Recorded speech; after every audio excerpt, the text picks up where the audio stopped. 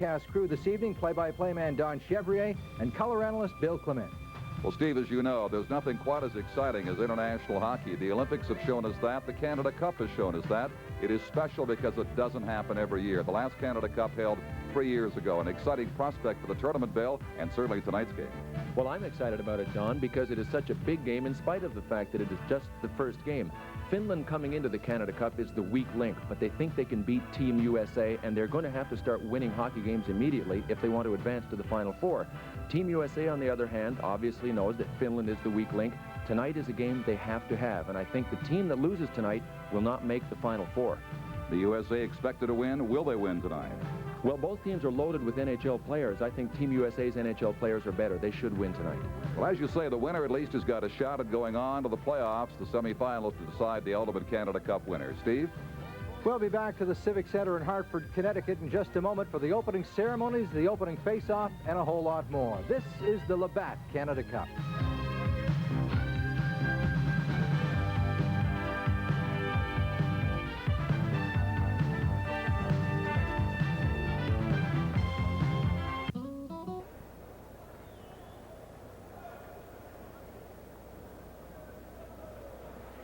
Ladies and gentlemen, once again, welcome to this 1987 Labatt Canada Cup game between Team Finland and Team USA. The officials for tonight's game are all from Canada. The referee, Don Koharski. The linesmen, Ron Finn and John D'Amico. And now here are the starting lineups for Team Finland. In goal, number 1, Kari Taco. On defense, number 8, Vil Siren. Also on defense, number 29, Reho Rutsalainen. Starting at center, number 20, Matti Hagman. On right wing, number 17, Jari Kurri. And on left wing, number 10, Esa Tikkanen. The head coach for Team Finland, Rano Korpi. And now the starting lineup for Team USA. Starting in goal, number 34, John Van Biesbroek.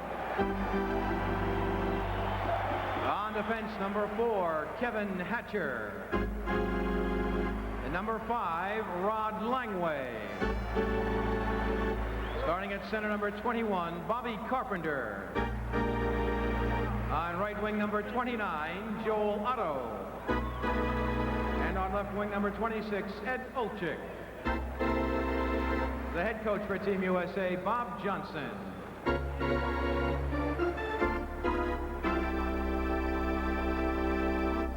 And now, ladies and gentlemen, as is the custom in international hockey, the two captains will exchange gifts on behalf of their team. Captain Jari Kurri from Team Finland and Rod Langway from Team USA.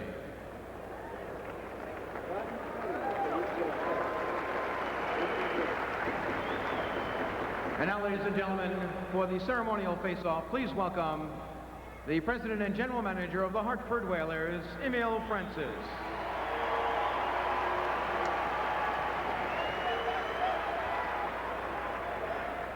And now, ladies and gentlemen, would you please rise for the national anthems. Tonight, singing the Finnish anthem will be Mike Morissette, followed by Tony Harrington singing the Star-Spangled Banner.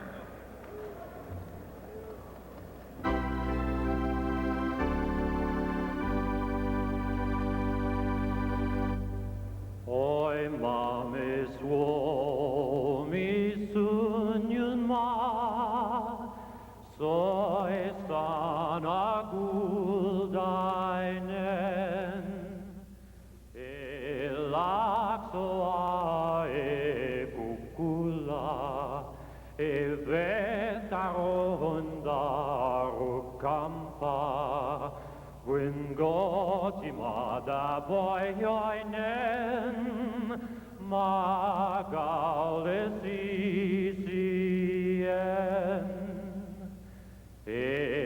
Elaksoa e kukkula, e vettä ronda rukkampaa.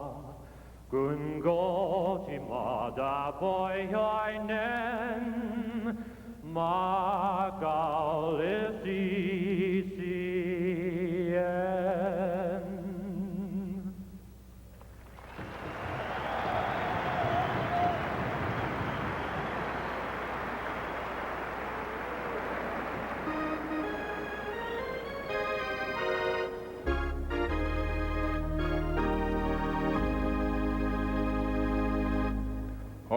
Oh, say, can you see by the dawn's early light what so proudly we hail at the twilight's last gleaming, whose broad stripes and bright stars through the perilous fight o'er the ramparts we watched were so gallantly streaming, and the rocket's red glare, the bombs bursting in air, gave proof through the night that our flag was still there. Oh, say, does that star-spangled banner yet wave o'er the land of the free and the home of the brave?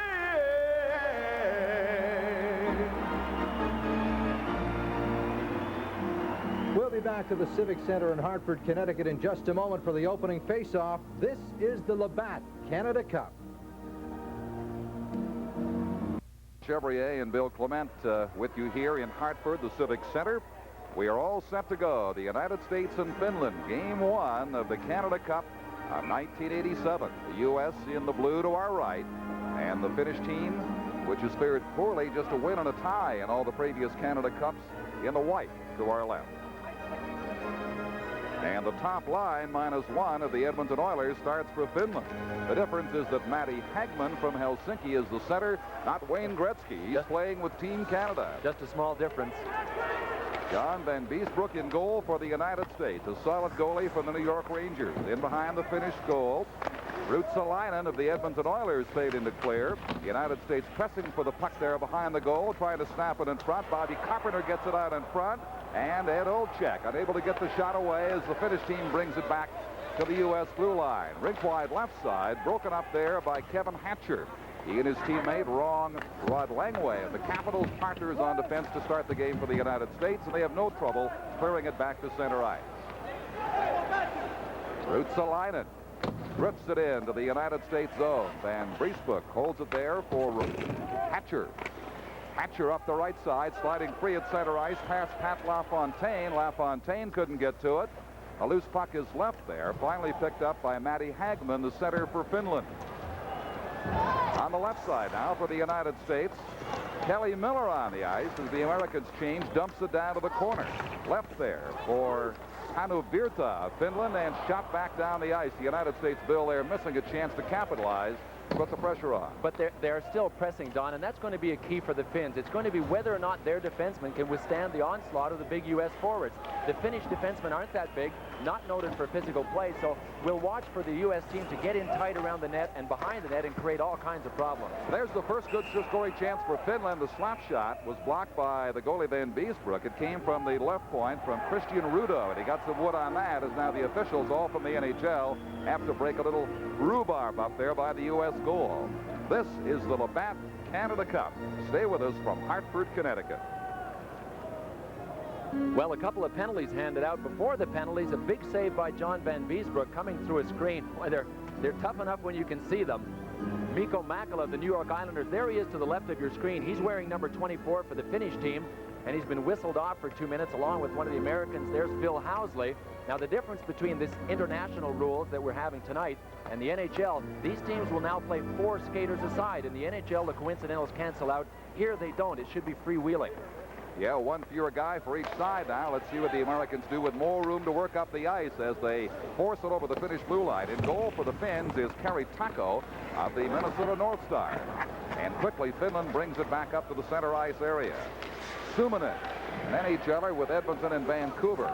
Plays it down beside the United States goal. This is Chris Chelios, the Montreal Canadiens, trying to work it up. Could not clear. A shot goes off the post on the short side there as a good chance for Blomqvist, closing right in for Finland. But did he ever take a chance to make his chance, Chevy? He actually pinched in with two of the U.S. players moving out on him, and had Neil Broughton along with Mark Johnson gotten by them, they had at least a 2-on-1. Well, as you look quickly at some of those names, Blomqvist not typically finished, but the rest all are. And you'll notice names from the National Hockey League. In fact, 10 members of this team will be playing in the NHL in the season just ahead. And they have 4 others who have had NHL experience. So that's one of the reasons that we all look at this Finnish team as the most representative that Finland has had. And you can watch them in the morning skate this morning. They were practicing dumping it around the boards. They've really become North Americanized because of their players from the NHL.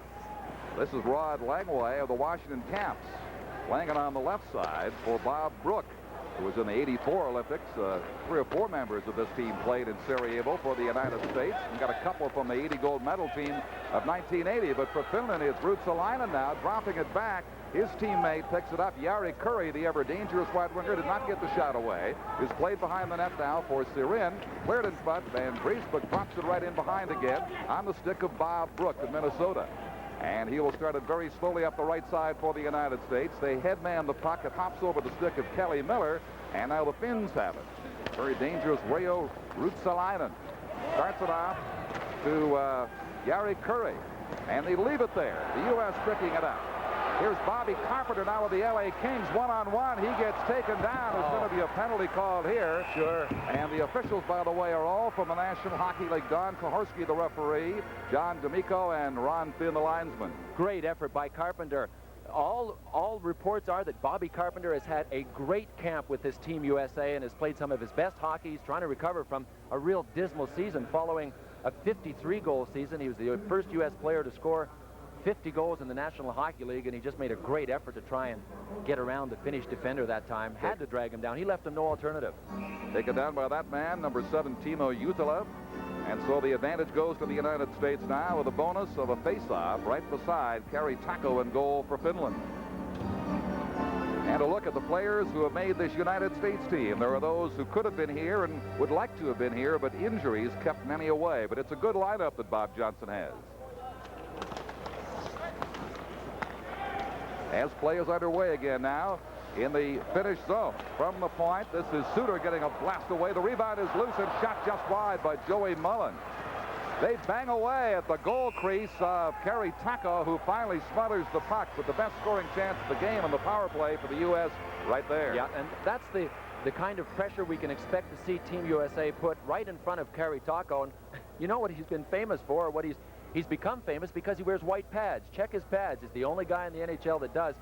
He made a pretty good glove save, and I always watch for the European goalies how they use their glove, because we have to remember they don't play much baseball in Europe, do they? So a goalie that has a quick glove hand has had to work at it playing hockey, not baseball. And I have not heard of them playing very much in Finland, that is for sure. The United States power play continues now. Team USA with the heat on. Standing open is Suter waiting for the pass out. Digging it out is Chris Chelios. Back to Suter now. 2 players come back on the ice, 1 from each side, but a sparkling save by Taco. Another great glove save with traffic in front of him. Big, tall, stand-up guy that challenges the shooters. You can see him. He's 6'2", and he gets an eye on this one. And when I say challenge, he really moves out to cut down the angles on the shooters that are moving in on him. You can see that he's a good 4 feet out of his crease. And at times when you're moving in on a goalie that moves out and is also big, you say to yourself, I know there's a goal in there behind him somewhere. I just can't seem to find it. How do I get to it? What is the key to open that door? It's intimidating. The bigger the goalie is, shooters and big goal scorers will tell you big goalies are intimidating at times. Well, Taco's pads might as well be red because he has been hot as fire here in the early going against the United States. As the pressure continues, they still have a man advantage. Housley now on the left gets it over to Suter. His shot falls in behind the goal. Back on the stick of Gary Suter again. Plays it down behind the goal. Tipped there by the Finnish defender. But Finland still in big trouble here. Digging it out is Mullen. Waiting to make his play now. Beats it behind the goal once again. Then slides in the slot out in front. The U.S. with plenty of time left here to take advantage. Working it around very swiftly. Right in front there is the shot by Otto. That was blocked by the Finnish defender. The United States still with the pressure. Gary Suter now. Getting it across to Bobby Carpenter. Back on the point. The shot is a weak one, but held in here on the left side by Suter. Down beside the goal, right in front, and the skate of Taco. He jams it there and hangs on. What a mismatch in front. There's number 29, Reijo Ruotsalainen. He's 5'7". Joel Otto is close to 6'5", and that was the matchup. And there's no way the Finns can move a guy like Joel Otto out of there, so they're doing the smart thing and playing between Otto and the shot coming from the point. That last time Ruotsalainen was able to knock it down and dump it back. Now, we have played about 4.5 minutes. It is scoreless, but that is courtesy of Taco in goal for Finland. The reason it is scoreless from the Finnish point of view. Both teams making changes now. There still is some time left in that penalty, 44 seconds. The penalty assessed to Timo Jutila. Team USA naturally wants their power play to work. Bob Johnson, after being noted for being a coach not only of University of Wisconsin and the Calgary Flames, is noted for power play. In his 5 years in Calgary, his teams have finished in the top 3 in the NHL, and he pointed out power play as one of the keys to his team in this tournament because they're really short of big scorers. Mark Johnson from the Olympic team of 1980 keeps it in, plays it down beside the goal. Here is Pat LaFontaine from the Olympic team of 84 for the United States, keeping it in. On the stick now of Ed Olczyk, also in Sarajevo 3 years ago. Johnson blasts from the point, blocked by the Finnish defenders, and they simply clear away to center ice. With about 20 seconds left now in the penalty to Jutila. The United States breaking quickly back to center ice. Across the line they go with a drop pass over on the right boards. Back on the point here. Here is the slap shot going well wide, but contained on the near point by Johnson. Beating it ahead now for Pat LaFontaine. They battle along the boards. LaFontaine back to Johnson. Getting set. Shooting.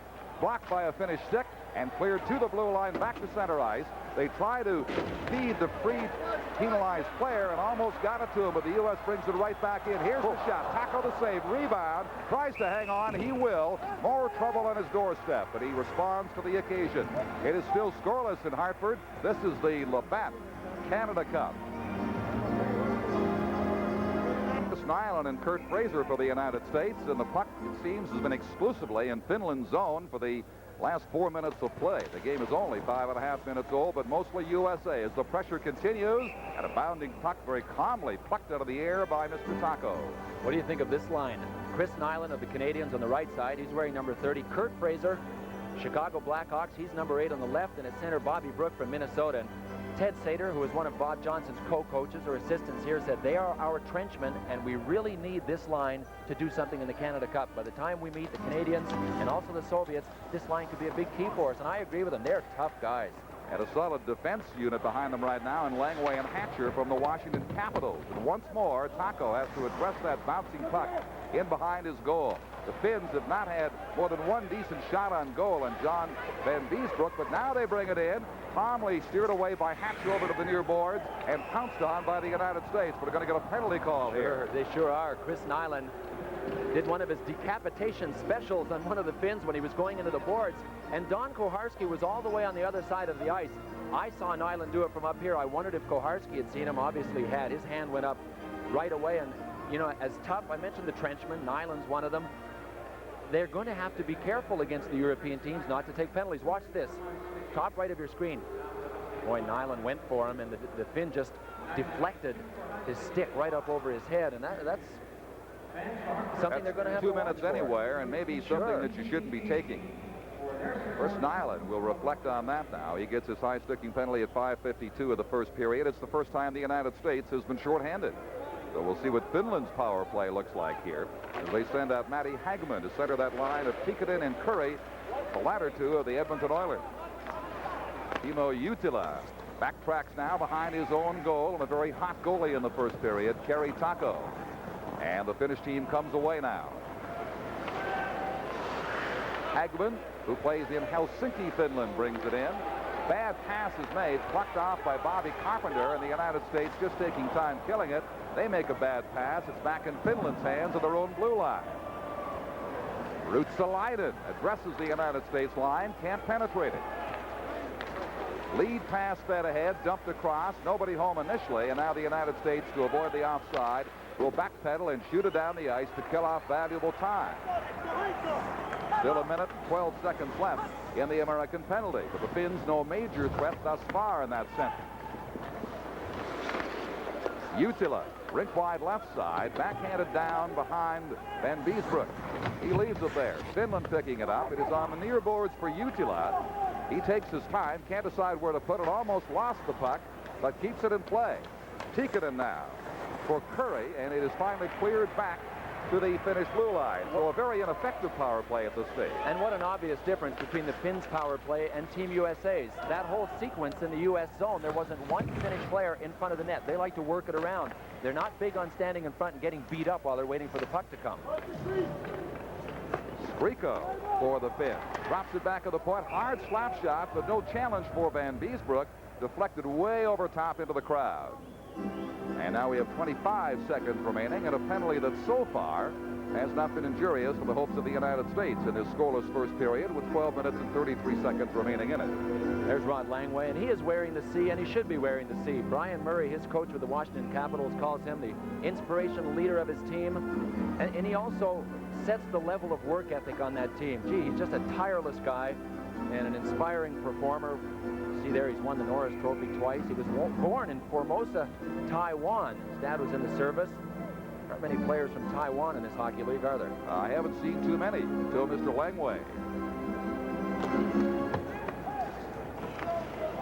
All right, just seconds remaining in Finland's power play advantage against the United States. Ruutu can't beat it in front. Drops it back on the point. This is Virta. Virta getting it across to Makala. His shot was blocked, but still in Finnish possession. 7 seconds left of the penalty now. The Finns better hurry if they want to get a shot off and maintain the advantage. Right beside the goal, and it is drifted wide by Skriko, closing right in on top of Van Beesbroek. And now the United States back to full strength. Almost tipped in there by the side. A close call for the United States. And play is whistled down. The U.S. did well to avoid a goal being scored on them there. But it remains scoreless here in the first period. And this is from Hartford, the Labatt Canada Cup. Bounce on that puck. Raimo Helminen centers the Finland line here. The face-off in the United States zone. It is scoreless in the first period of the first Canada Cup game of '87 between the United States and Finland here in Hartford. Hope you're enjoying it wherever you might be. You're going to see intense nation-to-nation competition here the next couple of weeks. Gary Suter calmly getting it ahead at center ice to Pat LaFontaine, who falls heavily into the boards. It rolls down to Taco, and he will leave it there for his defense player Gronstam. Bloomquist, rink wide. An aimless pass that is rapidly shot back in, and it is whistled down at the blue line of the Finnish hockey team. It remains scoreless. We remind you that this telecast is protected by copyright. Any unauthorized use is strictly prohibited.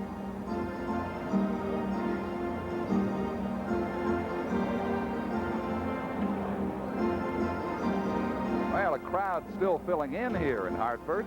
A little hard for a lot of people to get adjusted, Bill, to hockey in the month of August. But you were at the National Sports Festival. You saw it in the month of July. Absolutely. And I think the fans here, they show up on time when their Hartford Whalers are playing. But this isn't quite as urgent. Although many of them are interested in this hockey game, they'll be probably trickling in throughout the first period. And they will be pouring in next week when the United States plays the Soviet Union a week from tonight right here in Hartford Civic Center. The U.S. has certainly had abundant chances to take the lead in this hockey game. It is dropped into the Finnish corner now. The race is on. Fed for Aaron Broughton. He gets tied up quickly by a Finnish defender. Siren. Now along the sideboards, the U.S. containing it as Johnson puts it back down to Broughton. Shot across by Suter. Back on the right point. Here is the shot. Tied up in a maze of players, and the Finns bring it away with Jari Kurri, the ever-dangerous white winger. He's tired. He'll head for the bench for a change and dropped it behind the United States goal.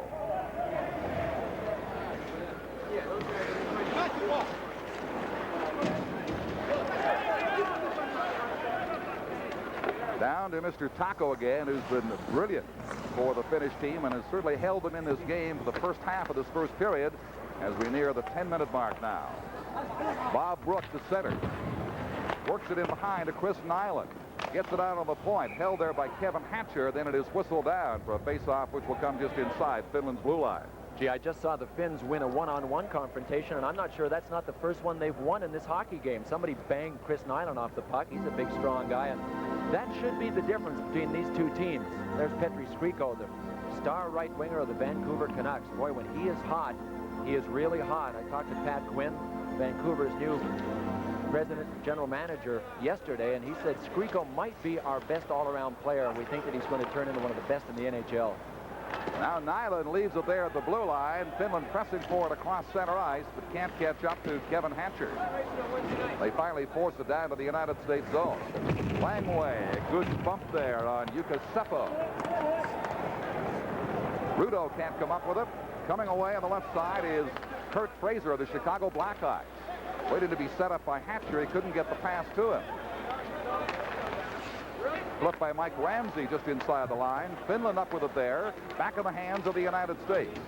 The Americans pouncing much more quickly, much more opportunist once the puck is on the other side of center ice than their Finnish counterparts. About 9 minutes and 15 seconds to play in this first period. Still scoreless.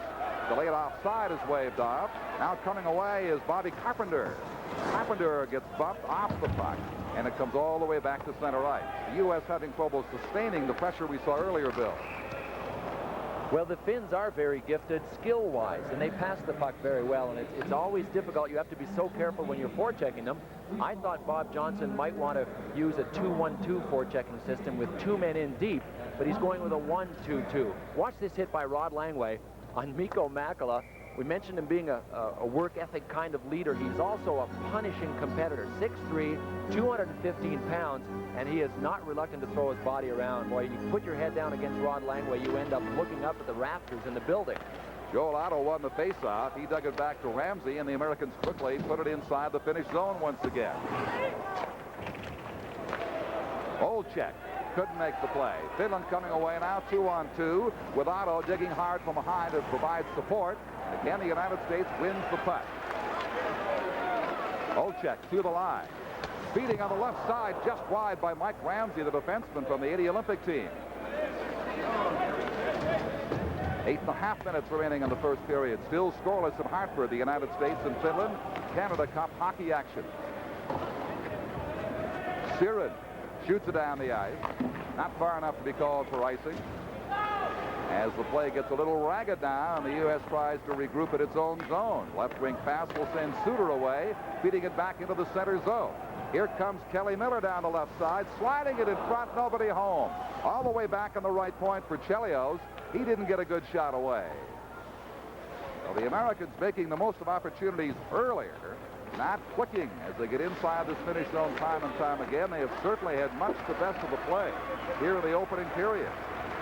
It was the most effective line for Finland so far, the one they're counting on the ice. Hagman, Curry, and Tikkanen, but even they can't penetrate the center red line. There's a bump in the corner by Wayne Presley for the United States. Keeps it alive for Langway on the left point, booming a shot. That is blocked. Taco sending it back to his teammates. And across the ice it goes and back to center ice out of harm's way.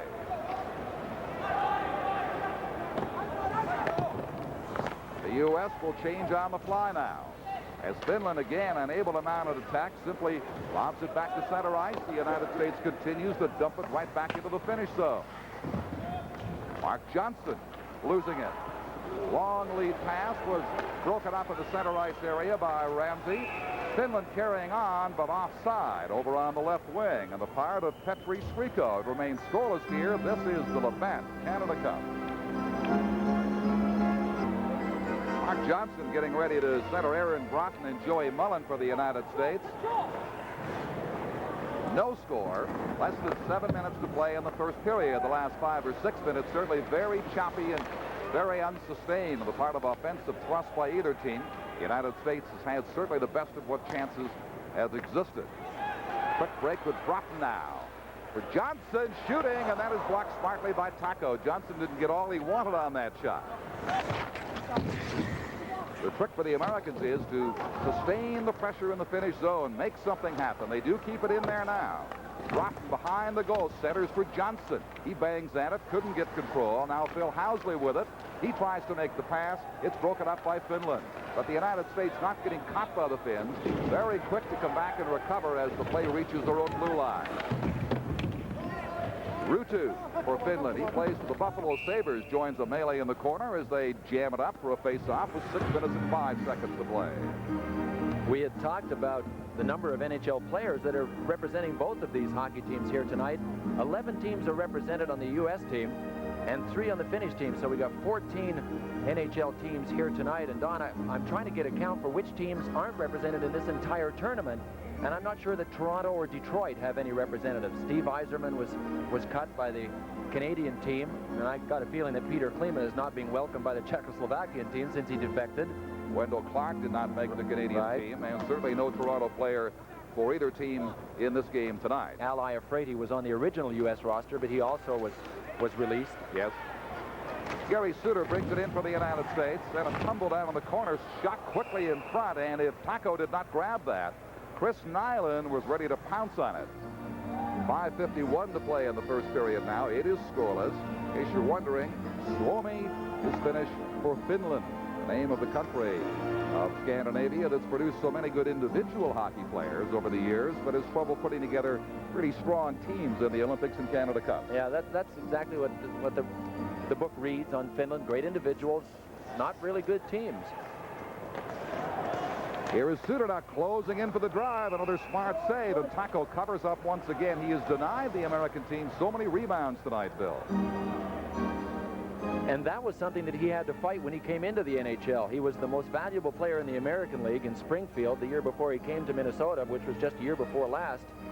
And he has come such a long way. Played 38 games for the North Stars last year, and is a real popular guy on their team. He's worked hard at learning English, worked hard at his craft, and it's really showing. I think they'll be counting on him to be a goalie of the future for them. Bob Brook on the draw, wins it, gets it back on the point. A hard, quick shot by Chris Chelios, who plays for the Montreal Canadiens, is handled by Kerry Taco. Why don't we be seeing more of young Mr. Taco with the Minnesota North Stars as the NHL season unwinds? Well, there's a guy that's very familiar to people that watch the New York Rangers and also the Edmonton Oilers now. He's wearing a Stanley Cup ring, having only played the playoffs for the Edmonton Oilers. He was dealt from the Rangers to the Oilers, and he was playing in Switzerland. They brought him over for the playoffs. He got himself a ring. What did he say? I'm going back to Switzerland. He won't be in Edmonton this year. Well, he's been a good one out there, and that is certainly Switzerland's game.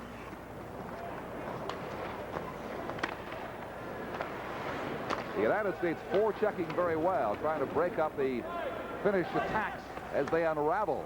Loose puck in front, and Van Beesbroek gets his first call for a good long time now to contain that rolling puck with 5:22 left in period 1. This is the Labatt Canada Cup. And with you here in the broadcast booth, Steve Cooney will be coming along during the intermission to bring you some personalities and the human side of the Canada Cup as it gets underway in Hartford, Connecticut tonight. Finland now, a little pushing and shoving. That is Joel Otto centering for the United States. And they will leave the attacker, Matty Hagman, there to await the drop of the puck. They're going to clear him out of there. Kevin Hatcher, number 4. They have a big unit out there now between Hatcher and Otto alone. Langway's 6'3", Hatcher's 6'4", Otto's close to 6'5". And it is flipped in among the spectators, a couple of rows deep for a stoppage in play. This is not the pace that you come to expect in the Canada Cup, certainly, and maybe it's because it is early, but both teams, the Finns, certainly very tentative, I think. Well, they are tentative, and they play kind of a containment game. They only send one man into forecheck, and they have 2 men high in the offensive zone and then 2 defensemen backing up. They don't really feel that they have the forechecking ability, the toughness, or the scoring power to send 2 men in. Similarly, the U.S. team, if they're lacking one thing, Don, it's scoring power. Sure, they got Joey Mullen, 47 goals in the NHL last year. You got Pat LaFontaine, 38 goals, but it drops off after that. So they have to play a kind of a containment game and wait for their breaks as well. I think that's why we're seeing a choppy game. Hatcher got ridden off there as he went sailing in, and again, Taco comes up with it, and there's pushing and shoving in the goal crease of Finland, and the goal is off its mooring. So the frustration may be building a little bit now. What they couldn't achieve with smooth skating and sharp passing, they're taking out this way. Well, you know, the Finns, wow. Bobby Carpenter all tangled up there. Oh, he's got Esa Tikkanen. Maybe that's an old grudge from the NHL. Well, if there's one player on the Finnish team that is willing to mix it up, it's Esa Tikkanen. And I think it might go back to the fact that he played a year in the Saskatchewan Junior League when he was 16 years old for Regina. Then went back to Finland, played 3 years, and then showed up with the Oilers a couple of years ago. And he's not afraid. I can still see him at Rendezvous 87 against the Soviets when he played for Team NHL, standing up to the Soviets, sticking his nose right up next to Fedosov and saying, "You want to try me? Come on." So there'll be a couple of roughing penalties here, and that Saskatchewan League you're talking about is for junior players, 19, 20 years of age and under. It is in Western Canada, and you have to be tough or you won't survive a game out there. Good point. He Very learned. good point. And the Finns know that they are the least physical team. Of all the 6 that are here, they seem to be the country that has adopted physical play at last. Even the Swedes now, definitely the Czechs. Look at Ruotsalainen. He's right in there in the middle. All 5'7", 168 pounds soaking wet of him. Europeans wouldn't do this before, but the ones who've come to the National Hockey League and learned the ways are quite eager to mix it with the best of them now. And the Finns, knowing that they aren't the most physical team, also are aware that they have to stand up. When push comes to shove, if they want to start winning hockey games in this tournament, they are going to have to stand up and be counted. And I'm sure they will be pressed to do so by the American team, but they're going to have to stand up, and that time they did. Again, with offsetting penalties in the NHL, it wouldn't affect the manpower, but here under these rules internationally, it takes a man for each team off the ice for the next 2 minutes. We have 4:45 left in a scoreless first period in Hartford here. This crowd waiting for the United States to break out. But it is Finland now breaking out as the puck is slapped wildly by Christian Ruutu around the boards and all the way back to center ice, and Finland has to reorganize there. Anu Virta with it now. Drops it back into the finish zone on the stick of Timo Jutila. Jutila now feeding Ruutu down the left side. He is being watched there by Phil Housley. Lobs a soft shot into the corner that goes aimlessly, and the United States coming up with it. This is Mike Ramsey squeezing it out across the blue line and all the way down the ice. Left there by the goaltender Tico for Petri Skriko, who plays for Vancouver in the National Hockey League. Finns very slow to attack and approach the United States zone, and as a result, the American defenders are back there waiting for them time and time again. Certainly no fast breaks for the Finns. Here's Kelly Miller with a break inside the line. He is turned away with 3 minutes and 45 seconds left. Now, offside pass. It was a thing of beauty, but it wasn't illegal to Suominen, and he will turn back. So no score here late in the first period in Hartford, and this is the Labatt Canada Cup. Play resuming in the center ice area with 3.5 minutes left of the first period. It's been a very ragged first period, very disorganized on the part of both teams, and really lacking the team speed we have come to know in the Canada Cup. Good defensive play there by Chris Chelios, poking it off an attacker's stick. Finland carrying on behind the goals. Suominen dumping it in front, but pouncing out of there is Aaron Broughton. And again, no sustained attack for the United States. Each team a man short now and a pair of roughing penalties.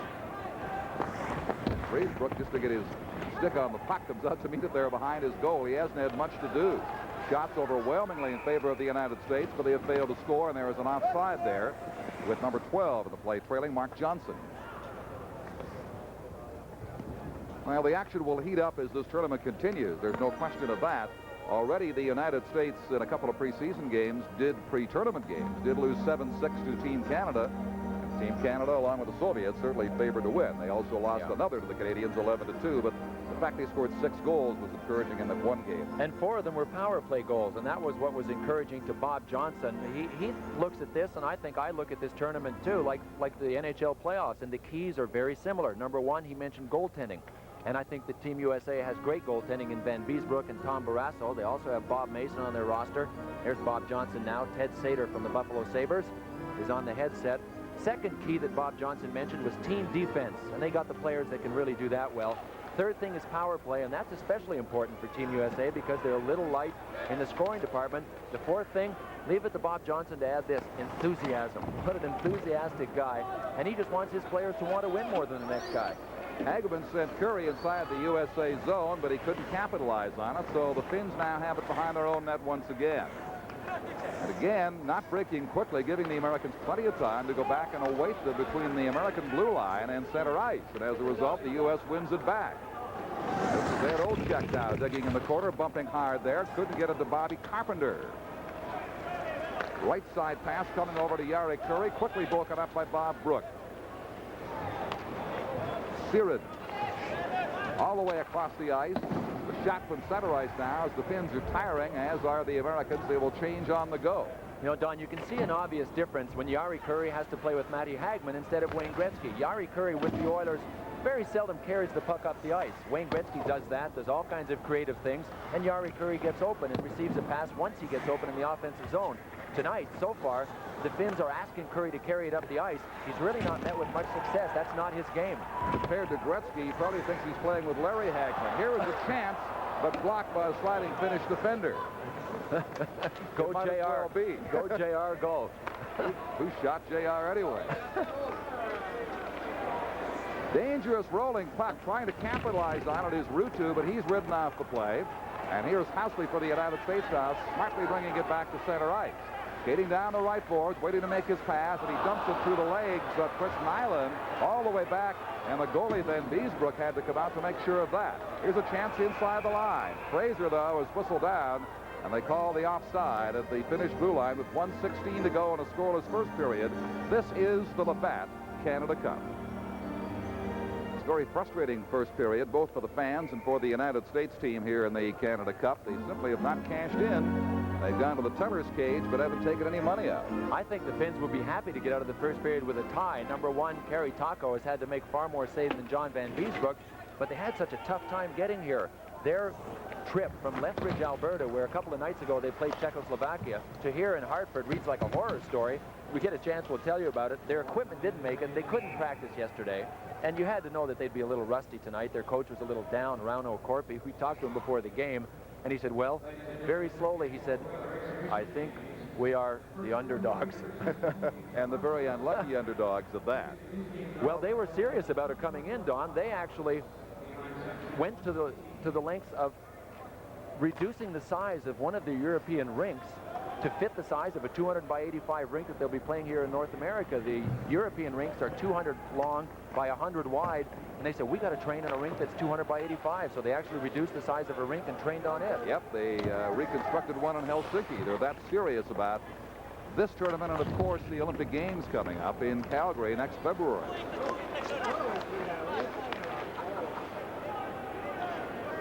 Just seconds left in the first period, 30 to be precise. Finland again tried to do some rare forechecking in the American zone to contain the puck and put pressure on the United States, but it's brought away freely out to the center ice area. And called on the offside as number 11 for the United States, Kelly Miller, crossed the line with just 17 seconds left now. Here's a look at Kelly Miller of the Miller playing family, Michigan State Spartans. He came through Ron Mason's program there. He has two younger brothers, Kevin and Kip, that are still there. I had a chance to see them down at the Olympic Sports Festival in July in North Carolina. And boy, what an asset he is for the Capitals. He is actually playing with a teammate here tonight, Bobby Carpenter, who he was traded for. It was Mike Ridley and Kelly Miller that went to the Washington Capitals for Bobby Carpenter. So now Miller and Carpenter get a chance to sit beside each other on a team bus and not cross each other's paths in midair. Yeah, just 3 seconds to go in the period now, and it looks like it will end scoreless, save the 1 second that shows on the clock, as that is whistled down for a face-off offside just outside the Finnish blue line. The shots on goal have been enormous. The advantage against this man, Kerry Taco, 12-4 for the United States, but he's been equal to the occasion. Curry unable to get loose on that right wing as we might have expected him to do. He's been as tentative as any of the Finnish players. Yeah, when you think of number 99 of the Edmonton Oilers, you have to think of Jari Curry, one of the greatest right wingers ever to play the game. Boy, he's had a series of fabulous seasons in Edmonton. Well, it wasn't the greatest first period you will see, but perhaps it is just a warm-up for what these teams will give us in the remaining 2 periods here of this scoreless game in Hartford, the first game of the Canada Cup Hockey Series nation against nation here in '87. From Hartford, this is the Labatt Canada Cup. We're back to the Hartford Civic Center, where after 1 period of play, the score is Team USA nothing, Team Finland nothing. The only thing to show for that opening 20 minutes, 11 shots for the United States and 4 for Finland. Joining me now as our intermission guest in this first intermission, the captain of Team USA and also the captain of the Washington Capitals of the National Hockey League, Rod Langway. Rod, I guess it's kind of like a couple of boxers trying to feel each other out in that first period. I think so. I think we gave them a little bit more respect than we should have, because it seemed like they had a lot of opportunities of passing the puck in the lanes, and they had a lot of opportunities, but they didn't, shoot the puck like a European team. And I think we better be careful of what they can do offensively. Defensively, we're putting pressure on their defense, and they've made some good stops in net for themselves. prior to the game, everybody was saying that if the United States had a distinct advantage in this one, which most people figured you did, it was the fact that your sheer physical size would eventually wear them down. Hopefully it works. I think we're hitting them pretty good, and I think we're getting them in the corner. They don't want to touch the puck in the corner, but if we give them free ice and let them wheel and pass the puck with time, they're going to burn us with their speed and their talent of puck control. But I think with a small building, and we're in a U.S. city, so I think that's going to be an advantage also. How important is it for the United States to win the opening game of this tournament? Because I guess against a team like this, you really can't even estimate the importance. That's for sure. I think we've got to go out, I think, and win this game, and then hopefully beat Sweden on Monday night. I think those are the two biggest games. If we get that out of the way, then we more or less go into the medal rounds automatically. But I think we got to realize that we're not going to be the underdogs or the dark horse. We're going to surprise a lot of teams. They realize we have a lot of talent on the U.S. team, and we can play the game very well. The hockey season ended late in May and was almost into June, as a matter of fact, for the two teams that made it through to the final. Here you are in August, back to training camp, early August. Now it's late August. The sweat's pouring off you. Is it tough to think hockey at this time of year? Oh, it's kind of tough, but I think this is a little bit different compared to, playing a month in training camp and double sessions and playing 4 nights in 4 different cities during training camp. But this is a lot of fun. I think it's a case where, like, we play tonight, we don't play until Monday, then we play Wednesday. So we have that break of time, and you have an opportunity to get out and enjoy the fellas that you don't usually see during the season. You're always playing against them and you're hitting them on the ice. So I think this is a nice feeling of getting the guys from the States together and showing that, we can play the game with anybody. This is your 3rd Canada Cup. You also played in Rendezvous last year. Any hesitation at all when they asked you to join? Not at all. I think I love the game, and we know we're not playing it for the money, but we know that the revenue is coming in for the Players Association, the pension plan, and I think there's only about 40 guys from the NHL playing, the USA team, the Canadian team, Sweden and Finland team, that we're going to benefit 470 guys all together, and it's going to help everyone. Will it be an advantage to you going into the regular season in the National Hockey League to have had this camp? Oh, for sure. I think I've lost about 6 or 7 pounds already, and I'll probably lose another 8 tonight. But it's a case where it's not the physical part of it, it's just your feet. You have a lot of trouble with getting your skates broken in and getting the aches and pains out. So coming into training camp, most of these guys will be in pretty good top shape. Rod Langway, thank you very much for joining us. Good luck the rest of the way and the rest of the tournament. Thank you very much. All right, we'll be back to the Hartford Civic Center in just a moment with our second guest, the general manager of Team USA, Lou Nanne. This is the Labatt Canada Cup. The score at the end of one period, Team USA nothing, Team Finland nothing, 11-4 the shots on goal in favor of the United States in that opening period. Joining me now at the Hartford Civic Center, the general manager of Team USA, Lou Nanne, who is also the general manager and the head man with the Minnesota North Stars of the National Hockey League. Lou, welcome. I guess obvious first question, what did you think of the opening period? Well, I liked it to a certain extent, the fact that we didn't give them many chances. I didn't like our offense as well. I think that we're not moving the puck as well as we should, and we're certainly not screening the goaltender enough, especially from the shots from the point. We've got to create a little more havoc in front of the net. We've got to get some rebounds, and we've got to move the puck better than we are. We're trying a lot of long passes through people, and really we didn't have a sustained offensive effort. We had a couple of times when we generated some opportunities just through forechecking in the corner, but overall our play can be much better. There was a suspicion going into the tournament that if the United States had an Achilles heel, it was a lack of firepower, and I guess that was borne out a little bit in that opening period. Maybe a little misleading because the teams were feeling each other out.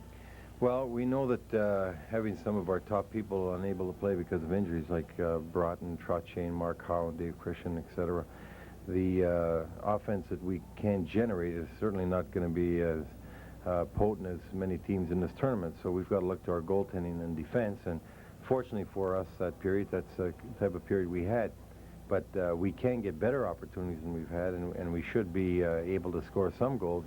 People like Joey Mullen, Pat LaFontaine, and Joel Otto have had a history of scoring, and certainly if they get the chances, they're capable. But we do have to generate some offense, and we also got Presley and Olchuk that have had good scoring years in the NHL. So we can score if we get the opportunity. We can't score as well as some of the teams, but we certainly have to get better chances than we're getting. You've seen the American program growing and improving over the years. You've been involved with it for a lot of years. Are you happy? Are you satisfied with where it's at this stage of its development? We definitely are. This year we had 102 American boys playing the NHL at one time or the other, and if you look at the Canada Cups, I played in '76 and I've been the manager for the last 3, and the talent pool from each one has been significantly deeper. So it's tougher to pick a team, and usually you got better quality players as we're going along. And had we been able to get our best players, we certainly would have been one of the teams that have to be reckoned with. And had we been able to put that team together and even win, that wouldn't have surprised a lot of people that have seen these hockey players play. The difference now is you see more NHL players that have made a name for themselves, or American players that have made a name for themselves in the NHL. And that is something that I think you're going to see continue to grow, because they do have a strong college program. Their international programs are real good, and they do have a goal to shoot for with the Olympic team. It's all amateur players.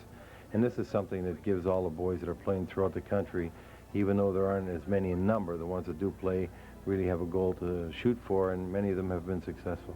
And even the ones who don't come up through the high school or college system in the United States are very often going to Canada to play major junior hockey, which is not a bad training ground either. There's quite a few of them been going up there, especially in the Quebec League. And they're getting many boys out of the Michigan area, and some even out of Illinois. And it has been a good proving ground for them, a place where that they can improve their hockey and make the step into the NHL.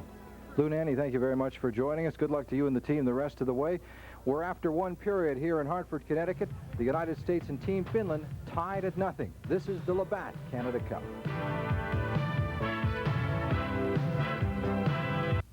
The neutral zone, and when the U.S. players are not able to skate in the neutral zone, they get no speed, and what we end up with is just people banging heads all over the ice and really not much offense being generated. Well, there was some physical activity and also certainly a lot of good scoring chances for the Americans. Let's look at them now. Well, Rod Langway, when he was speaking to Steve Cooney, said that he might lose 8 pounds tonight, and one of the reasons is how he hits. Here's his hit on Mikko Makala. What's interesting, watch how Langway hits him once and then gears up to pin him again. Look at Langway. He is looking at Makala, wants to contain Makala, so it's not just the original hit. Langway wants to hold him there right after the original hit. And one of the few scoring opportunities that the U.S. team had, this was Bobby Brook around behind the net. This is where they will have success. Chris Nyland's there, Kurt Fraser's there. Who's out front? Phil Housley is pinched in from defense, and this is one time where Kerry Taco ends up with some help from one of his defensemen and didn't have to make the save, but that's the kind of pressure Lou Nanne was talking about. They're going to have to generate a lot more heat on Kerry Taco, and Lou knows Taco pretty well, doesn't he? He's his goalie in Minnesota. He certainly should, and he's very stingy when it comes to rebounds, as Team USA found out in that first period. Second period coming up shortly here from Hartford, and you're watching the Labatt Canada Cup. Hockey action here in Hartford tonight. The United States and Finland in a scoreless tie in that first period. And certainly this crowd here, which is lower than expected and nothing really to get excited about or get warmed up to in that first period. Maybe now the United States will turn things loose and take some of the speed that they certainly have, it seems, the aggressiveness that they indicate to the Finnish team. Another thing, Don, that Lou Nanne mentioned when he was talking to Steve was the long passes, and you have to examine it a little further and say, why were there long passes? And to me, the key is positioning. You can't position yourself so far away from the puck carrier that he is forced to make a long pass. People are going to have to stay a little closer together and not try and open it up so much. The short pass is obviously far easier to make than the long pass. So if Team USA can get their defensemen up on the play and have the forwards not force the play so much way up ice, they'll have a lot more success, and they won't be forced to make that long pass through people. Well, final words of encouragement for Kerry Taco, who in a revised shots on goal total stopped 11 in that first period, just 4 from Finland at the doorstep of John Van Beesbrook of the New York Rangers in goal for Team USA. Again, the referee is Don Kowarski, John D'Amico, and Ron Finn, the linesman. They are all experienced and seasoned National Hockey League referees, although there are some differences, as we've explained to you, under international rules enforced during this tournament. There is Joel Otto of the Calgary Flames circling at center ice, ready for the drop of the puck. Battling there with number 20, Matty Hagman. Hagman shoots it down to Team USA zone. Kevin Hatcher behind his own goal. For his teammate, defense-mate Langway, up the near boards. Langway now has to backtrack. He's getting some pressure there from Finland. I'm sure their coach talked to them about keeping pressure inside the U.S. zone more consistently, and they showed a flash of it right there. But it is brought out by the Americans. Here is Ed Olczyk in over the line, and he leaves it there as it is shot back to center ice by Finland. Number 4 is Kevin Hatcher of the Washington Caps. Trying to send Otto away on the right side. Fails to do so. Winds up back in behind Van Beesbroek. For Langway. Pops it ahead on the left wing for Otto. In over the line. Closing it on goal. Lets the shot go, and it just drifts wide. Finnish player is taken down. There's going to be a penalty called against the United States. And it'll be tripping in the center ice area, which will give Finland the advantage of the power play as the center, Otto, will go to the penalty box. And after a great offensive play, it's Otto that gets the penalty. He's a big man, but he has great speed and pretty good hands for a big guy. He just slips this one by the post. Now he's forced into a defensive position because his own shot went so wide. Here he comes chasing Christian Ruutu of the Buffalo Sabres. And whoop, he hooks him one too many times, and Christian made it look pretty good, didn't he? What do you want to give him on that one? Well, I know where they're going to give this guy 2 minutes, but there was a certain Academy Award aspect to the dive to the ice for the Finnish player, but no question a foul. And the referee Kowarski was simply trailing along behind, able to see the entire episode. Mike Ramsey plays it hard around the boards. It'll slide all the way down the ice and stop there by Kari Taco.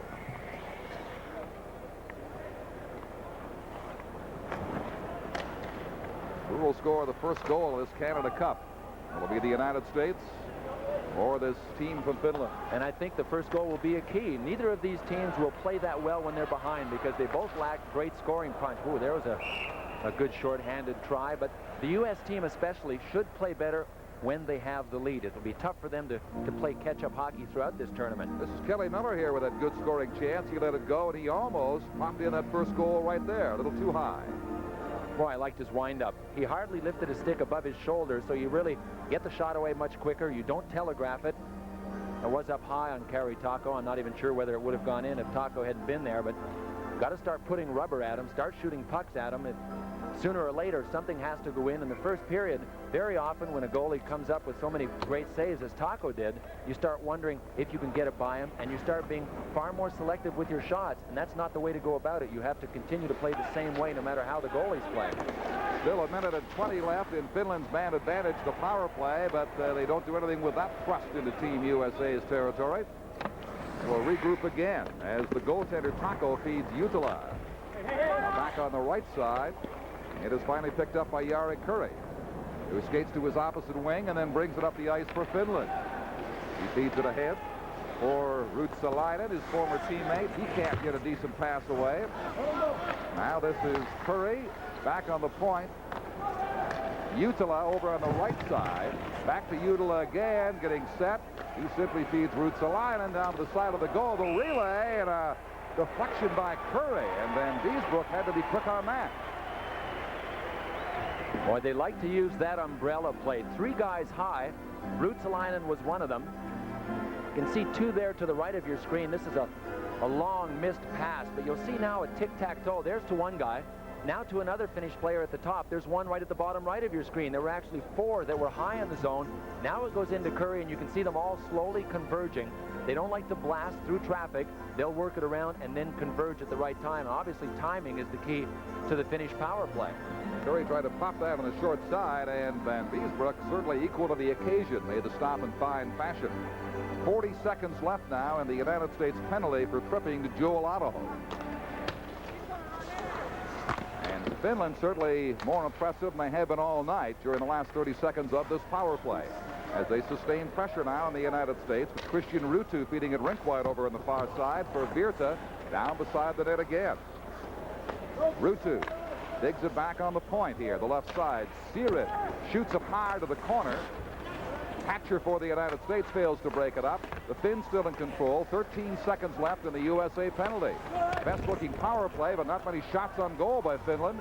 And they simply, after all that, feed it all the way back out over the blue line with not a single shot taking place. Well, it's typically European, too. They want to work it around for that quality chance and not blast away. And that we'll see that with the Soviets. We'll see that with the Czechoslovakian team and the Swedish team. Otto now back on the ice. Team USA is back to full strength. as the right wing pass comes across for Brook. Brook shoots it, rattles it around the boards. In fact, it gets caught up over the boards in the crowd, and there'll be a stoppage of play with 16 minutes and 47 seconds left here in a scoreless second period of the first Canada Cup game in Hartford. This is the Labatt Canada Cup. Hi, I'm Beefsteak Charlie. You're invited to enter my Tex-Mex Aeromexico contest. Want to go to Mexico? Aeromexico will fly 3 lucky... Jack and Bobby Carpenter for the United States to play inside the Finnish blue line. This is Blomqvist getting some pressure as the U.S. forechecks in an effort to keep the puck inside the zone. They fail to do so. It is swept out to center ice. Loose puck in the left wing for Gronstad. His centering pass and a weak shot by Eero Järvi is turned away.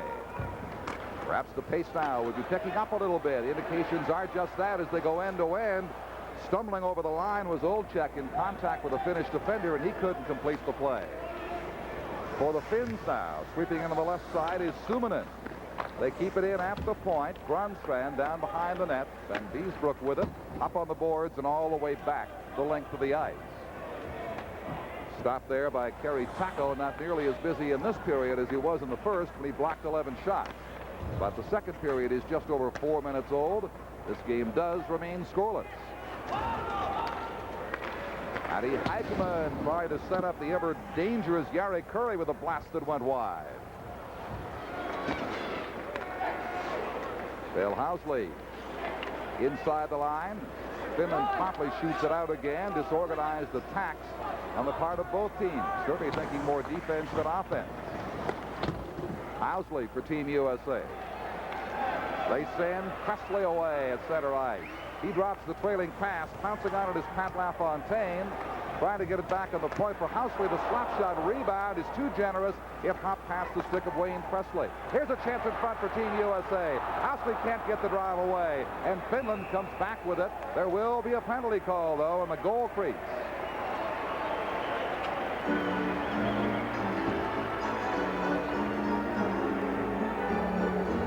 The interference against Team USA down there in the right in front of Kerry Taco. That's Billy Siren of the Pittsburgh Penguins. He was back there, right? He was back there with Wayne Presley as the play was breaking out. It was a good 100 feet from the goal. Here's Housley's blast. I think Presley gets a piece of it. Oh, yeah, he does. Right on the Taco and into the side. Watch the right of your screen. There's Presley. There goes Siren after him. Stick with them. That's what it is, holding. You can see Presley trying to get away from him. He's still trying to hop away. Billy Siren was holding, so he will sit for holding, and we'll see if Bob Johnson's power play can get one here. Again, all too close to the view of referee Don Kowarski. So a chance for the United States on the power play, and they initiate it by keeping it inside the line. Mark Johnson plays it down the boards for Presley. Back to Johnson again. He's got Chelios over on the right point. His blast is blocked. Taco lost the puck for a moment, still loose in front. They poke away at it and can't get it in. Olczyk with a great scoring chance there, and Finland now breaks back to center ice. Playing a man short. Good bump there by Chelios taking down the Finnish winger, and the United States smartly brings it back, but it's called offside over 2 lines at the center red line. So that'll take the zip out of the U.S. power play for now. Right, what a great defensive play by Chris Chelios. I thought that Skriko had him in the neutral zone. Here's a scoring chance at the other end. This is Chelios' shot. Eddie Olczyk is in front trying to deflect. I think it might be Presley in behind him, but you can see Taco loses it to his right, and now he's worried because all that's to his right is open space. You can see Pat LaFontaine closing in at the top of your screen. Here's the hit by Chelios. I thought Skriko had him, but Chelios came back and gave it a one-time and knocked Skriko completely off the puck. Good defensive play. And at one time was well timed.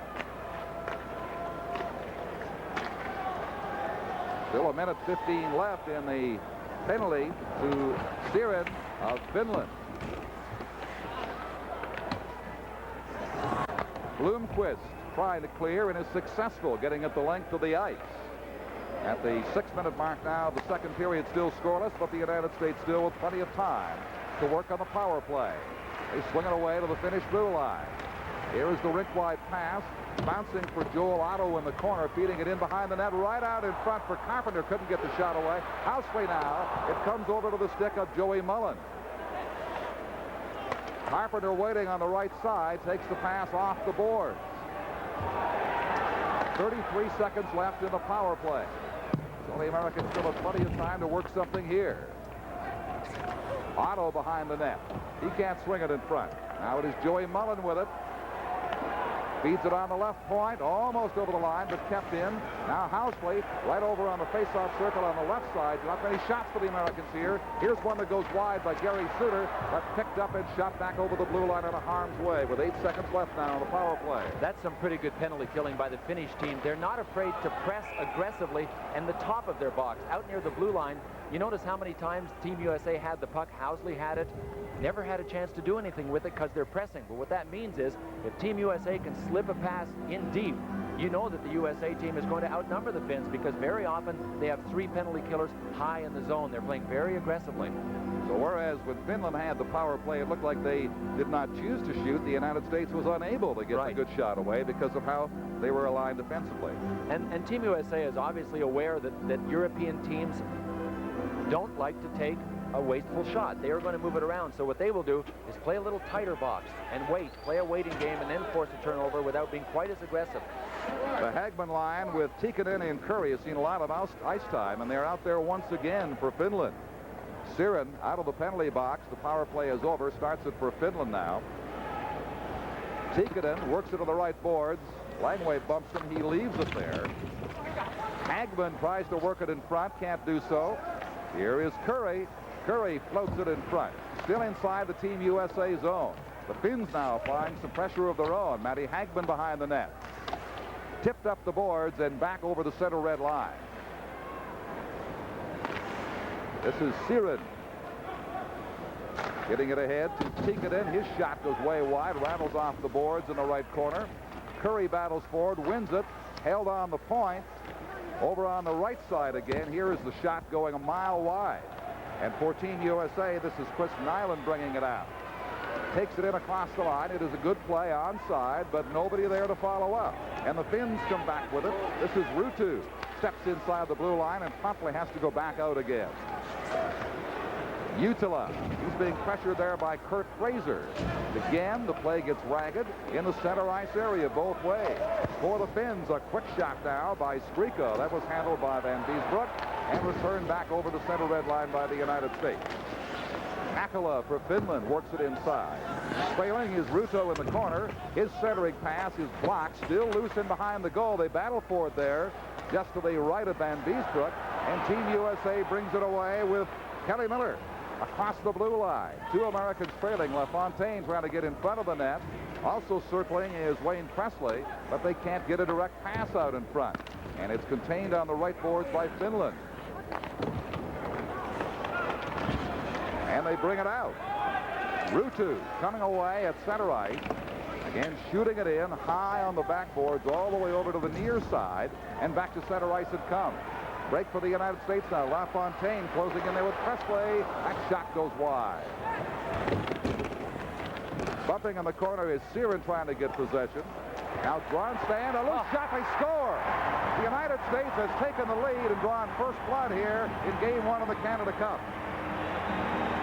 Pat LaFontaine is about the last guy you'd want to leave all alone in front of Kari Taco. And Jari Gronstad is handcuffed here. See that pass? What a dangerous pass. It went from the boards right to the middle of the ice. And it was number 10, Aaron Broughton, that actually moved in and forced the turnover. Look at this pass right to the slot area. Gronstrand's handcuffed. Aaron Broughton makes a good defensive play by pinching in. Pat LaFontaine wheels. You can't even see Taco in that shot. He's so far out trying to cut down the angle. LaFontaine still got it by him. And a falling LaFontaine puts it in. Gives Team USA a 1-0 lead.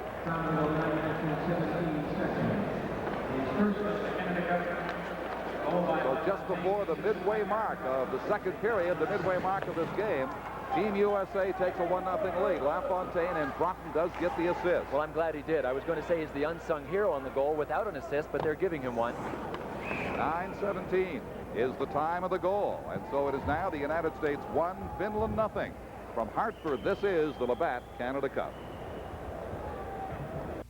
Biesbroek in goal for the United States. His team now leading Finland 1-0 on the goal by Pat LaFontaine from Broughton at 9:17 of this, the second period.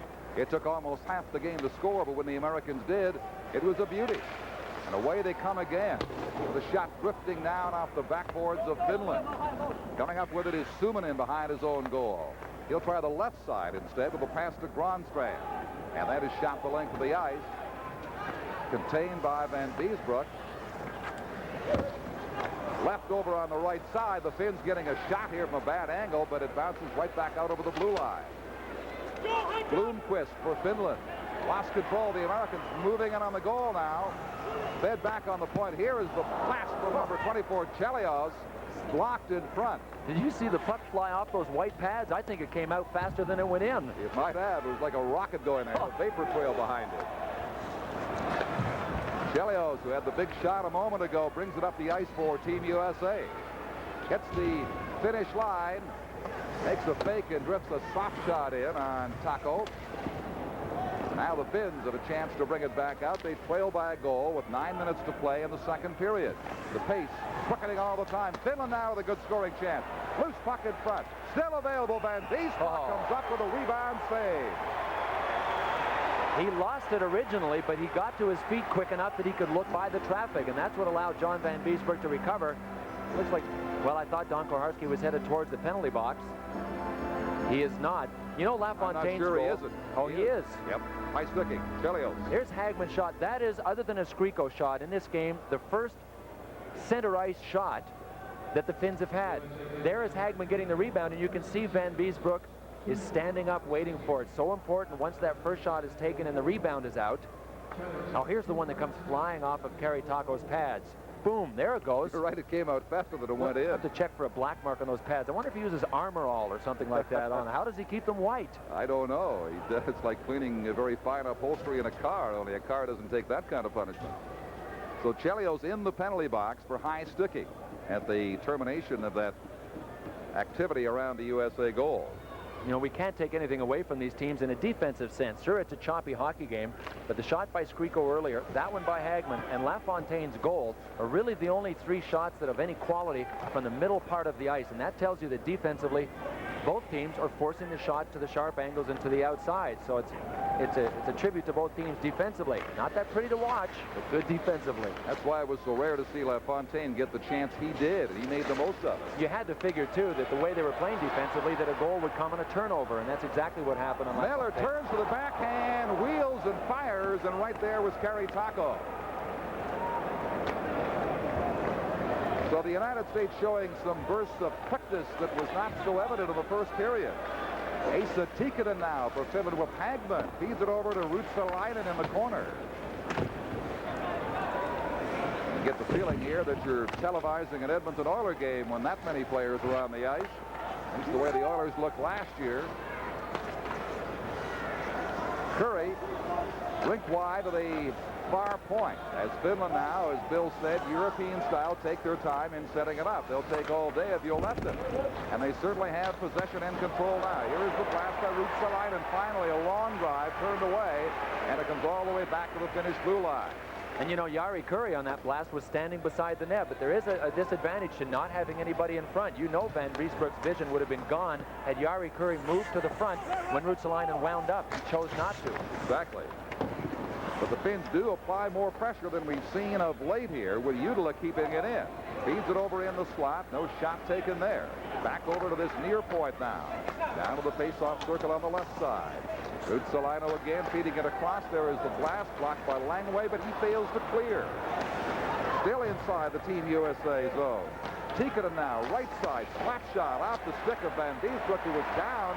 He blocked it beautifully. I'm not sure if he saw it, but he blocked it. Well, if he didn't see it, it wasn't because of a Finnish screen. I still haven't seen a Finn go to the net on any of the shots from the point.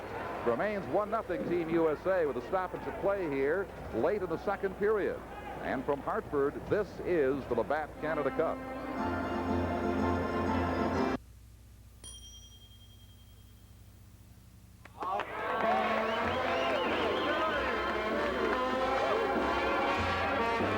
Commercial, but Mikko Makala, number 24 on this Finnish team, he also wears 24 for the New York Islanders, was really jawing, there he is, at one of his teammates And the last thing that this Finnish team needs is a little bit of dissension so early in this tournament.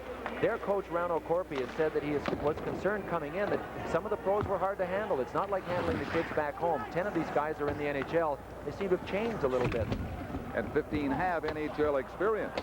So there's a mixture of the new pros in North America with some of the European amateurs on this team. And that blend may take a while to gel.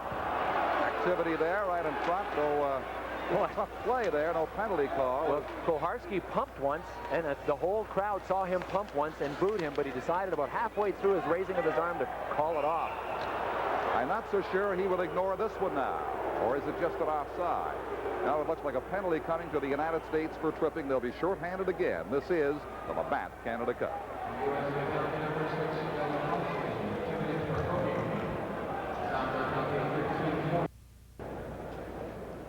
Well, Team USA is going to be shorthanded, and here's the reason why, as the Finnish player was hooked by Phil Housley as he crossed the blue line. If I'm not mistaken, Don, that was Christian Ruutu doing another one of his 9.6s coming down the right side this time. Last time it was Joel Otto that hooked him on the left side. Yeah, Greg Louganis doesn't come up with dives like that on certain days. 6 minutes and 19 seconds to play in the second period. Team USA still leading by a goal. That by LaFontaine just before the midway mark of this period. And this Finnish team certainly has gone in spurts tonight. They have been impressive on occasions, but they do not sustain their intensity. Matty Hagman, the center from Helsinki now, leaving it in the face-off circle to the right of Van Beesbroek. And that allows Brooks to shoot it down the ice for the United States. Finland on the power play. Housley sitting out 2 minutes for hooking for the United States. Cross to the right side for Utila. He can't penetrate the Team USA blue line. Finally, it is brought in by Tikkanen. Their top 5 out there now. That is the Hagman line with Tikkanen and Curry. Ruotsalainen and Utila back on the point as they try to capitalize. Here's the shot going just wide. Curry couldn't get his stick on it. Coming up with it is Mike Ramsey for the United States, and slowly and deliberately he moves up and shoots it down the ice. 48 seconds left in the Phil Housley penalty for the Americans. Trying to contain the Finnish team at center ice and hold them there now, but they pop it inside the blue line, and equally as fast, Langway shoots it right back down.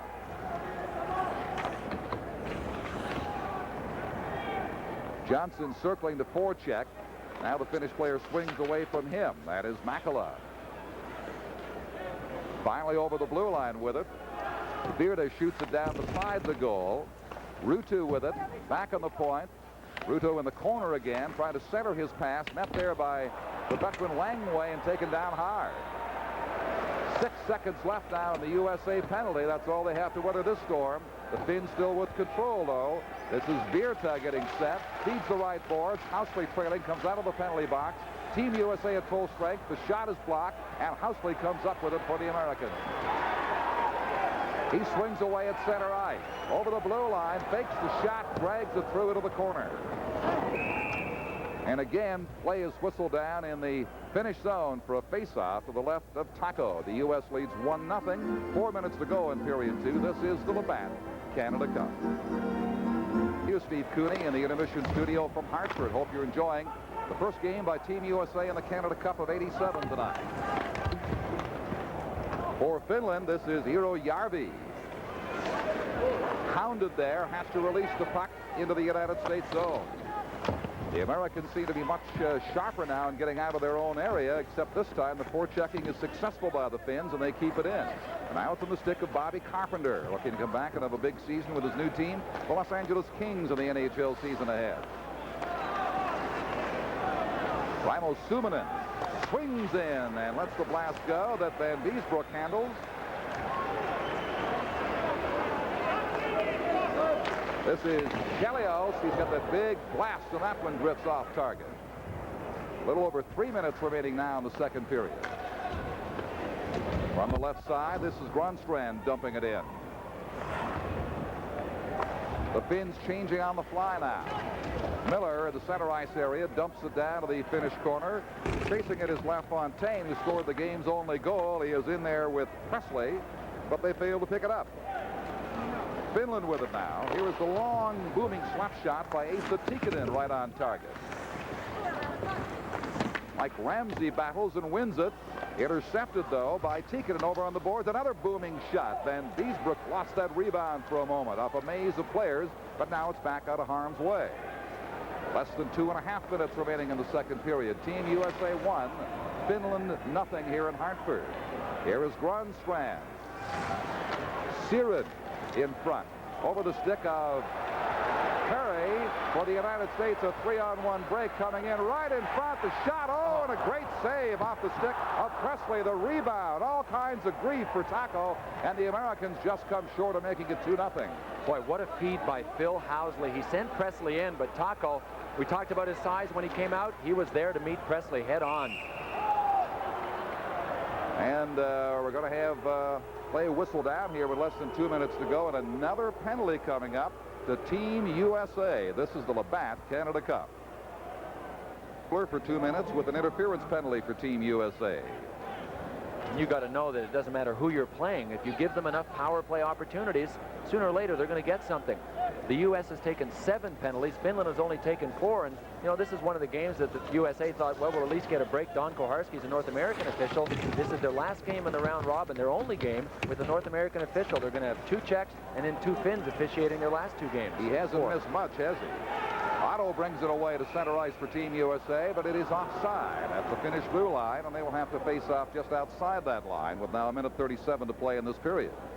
And in spite of the fact that the Finnish power play hasn't really looked that sharp, remember, Ruotsalainen's on it, Jari Kurri, Esa Tikkanen, Matti Hagman, 2 current Edmonton Oilers and 2 ex-Edmonton Oilers since Ruotsalainen's going back to Switzerland. Matti Hagman finished his North American career with the Edmonton Oilers, also played for Boston and had a short stint with the Quebec Nordiques in the World Hockey Association. So they have some firepower. 7 power plays, that's a lot.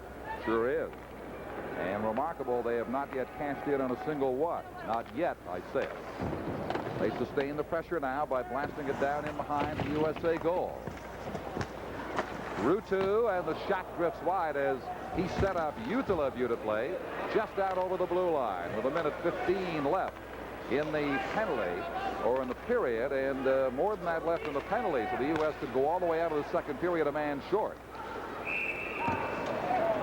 There's an offside. That'll give them a breather at the USA blue line with just 1:07 left of the second period now. The Finnish team lost its 2 pre-tournament games, 4-1 to Team Canada, the favorite in this event, and 6-1 to Czechoslovakia. But their overall record in the Canada Cup is 1 win, 8 losses, and a tie. In fact, they didn't even qualify in '84. West Germany came to the Canada Cup that year. So it's turnaround time, the Finns hope here, as they get ready for their appearance in Calgary in the Olympic Games.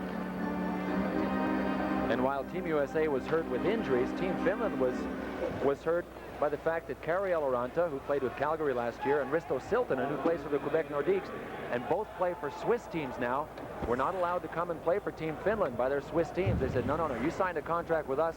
We're not going to let you go and play. So their defense was hurt, too. This is Ruotsalainen testing the left side for Team Finland. Still with the power play advantage as they forecheck in the American zone. Wind control. Ruotsalainen now gets it out to Tikkanen. Back over on the right side for Jutila. Jutila again on the point. Here's Ruotsalainen's shot. Failed and redirected was Kurri, standing just beside the United States goal. Rolls down to Taco's doorstep. There's 24 seconds to play in the second period.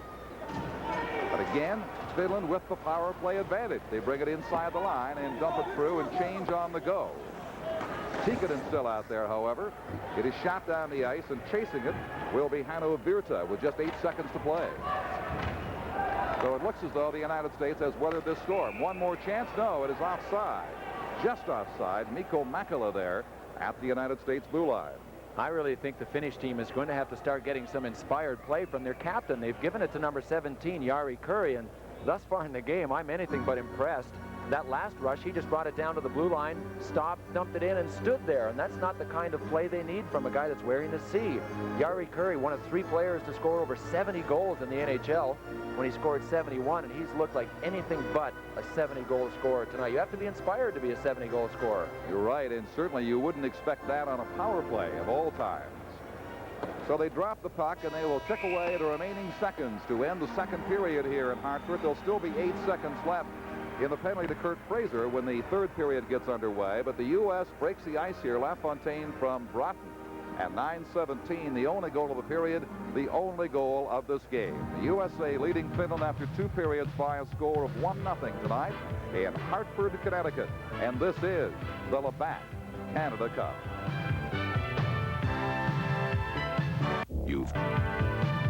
We're back at the Civic Center in Hartford, Connecticut, where after 2 periods of play on this, the opening night of the 1987 Canada Cup Hockey Tournament, it's Team USA 1, Team Finland no score.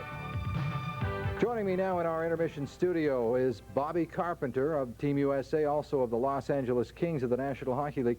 I guess you guys have got to be a little bit happier about the way things went in the second period, although with the number of chances you've been having, maybe you'd like to be up a little better than 1-0. We haven't really played so good. I think we've made a lot of little mistakes. We've had a lot of chances, but they've been outside chances. We got to really get things going this third period. We've been reading in the papers ever since training camp began that Bobby Carpenter looks like a new guy. He came to training camp looking like he was ready to play hockey, and they say that you may have been the biggest surprise that Team USA had at this year's camp. Well, it was a good camp. I think that I didn't have that much of a layoff this summer playing in the World Championships. There wasn't that much time to really to do much, and it just started working out as soon as I finished, and it didn't hurt at all, I guess. I guess in your situation, being the first American-born player ever to score 50 goals in a season, and then going through that, I don't know how to describe it except nightmarish season you had last year, I guess the only thing you can do at this stage is put it behind you and look ahead to 1987 and 88. Yeah, well, things like that happen. I think that if things are going so well, times are bound to happen like that, and you just got to be able to face up to it and not quit and just put it behind you and get back to work. I think the secret to something like that is just trying to forget it and starting all over again. You grew up in a hockey hotbed in Massachusetts, went to St. John's Prep, first high school player ever to make the jump directly. Here you are now going to a place that you wouldn't call a hockey hotbed. Los Angeles has struggled to make the sport grow and survive there. Do you see yourself as maybe fulfilling a role there, an American-born player that can bring some of the fan interest that they may have been missing?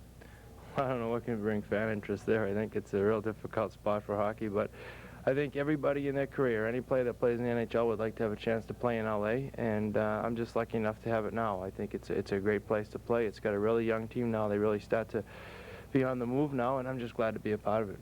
How do you feel about your own situation heading into the upcoming season?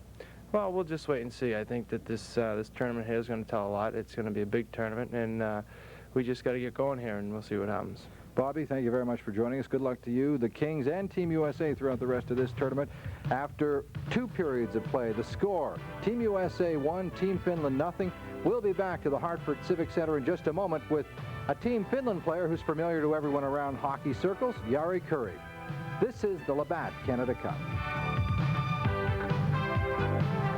For Connecticut, where after 2 periods of play, Team USA on a goal by Pat LaFontaine leads Team Finland 1-0 on this, the opening night of the 1987 Canada Cup Hockey Tournament.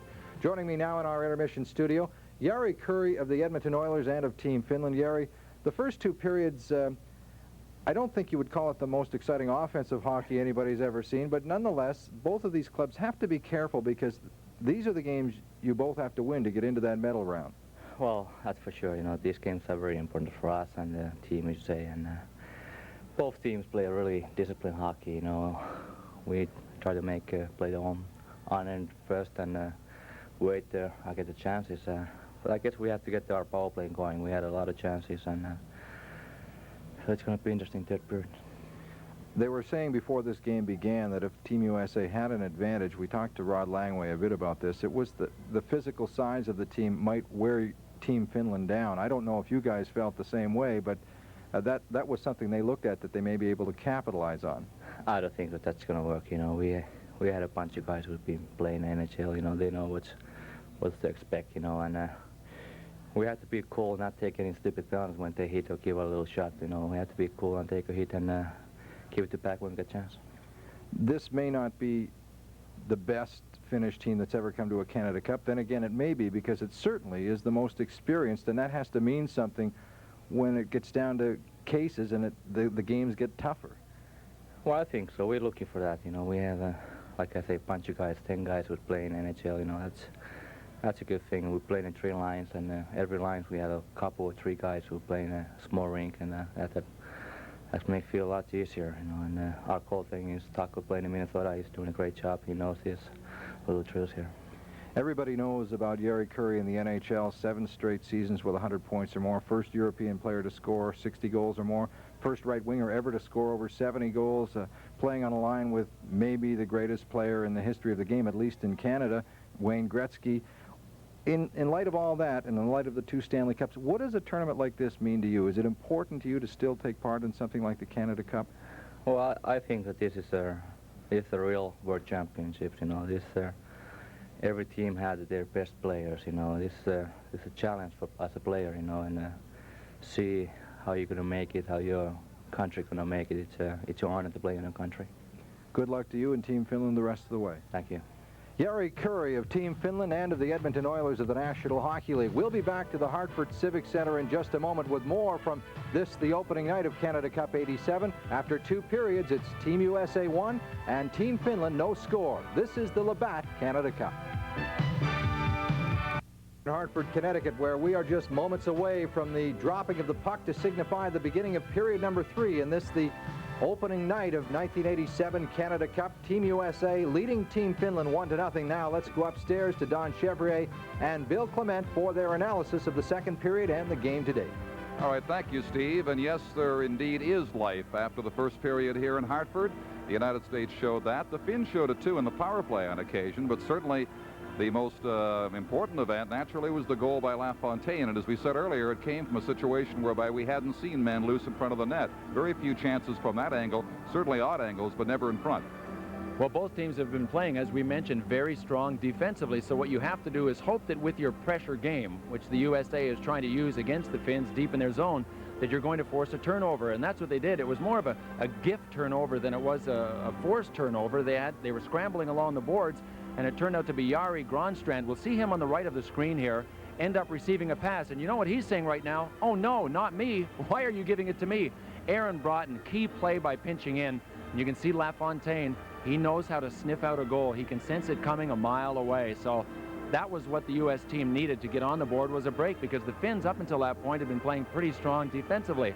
They also had 7 power plays in this game so far. And they keep moving it around the outside of the box, which is tough for them to score on. Also another scoring chance that Team USA had, or at least here's a look at the power play. You can see the 5 Finns on the outside. The 4 USA players are playing a contained box.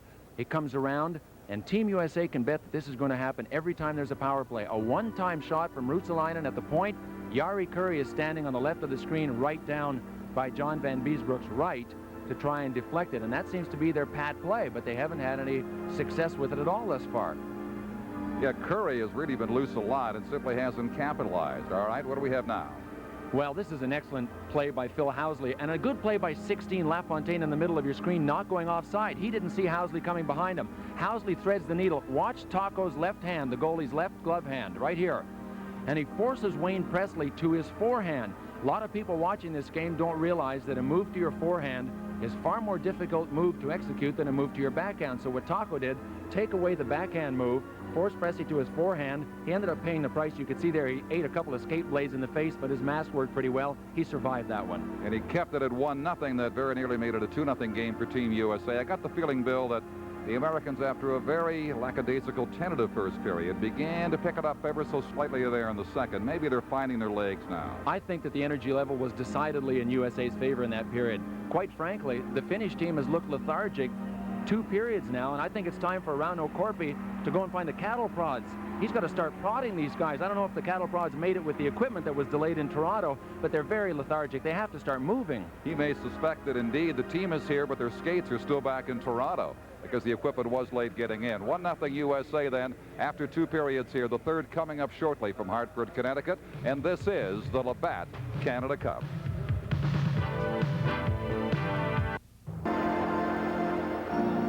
Well, it was certainly a case of missed opportunities for Team Finland there in that second period because of the rash of Team USA penalties. The Finnish team outshot Team USA 11-8 in that period. Not many great scoring chances, but they certainly did have their opportunities after being outshot by the Americans 11-4 in the first period of play. Again, Pat LaFontaine from Groton with the game's only goal near the midway mark of the second period. It's 1-0 for the team from the United States. You know, it doesn't take long for teams to develop rituals.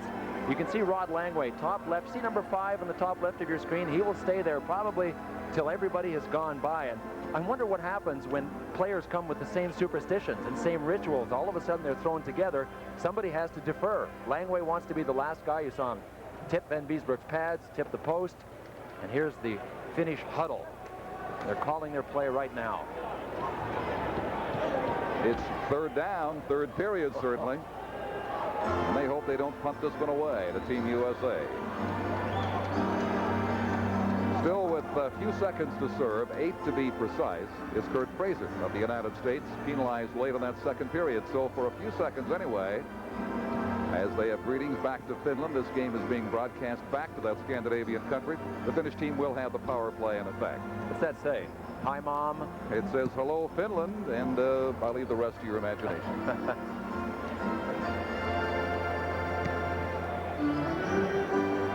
That's what makes the Canada Cup so unique. Like the Olympics, you not only have the teams competing from around the world, but many of their spectators, too, so fervently follow their favorite athletes. All right, referee Don Kowarski has them underway for the third and final period. There is no overtime, by the way, in the Canada Cup. So the United States looking for insurance here for the 1-0 lead, and the Finns eagerly trying to tie it up.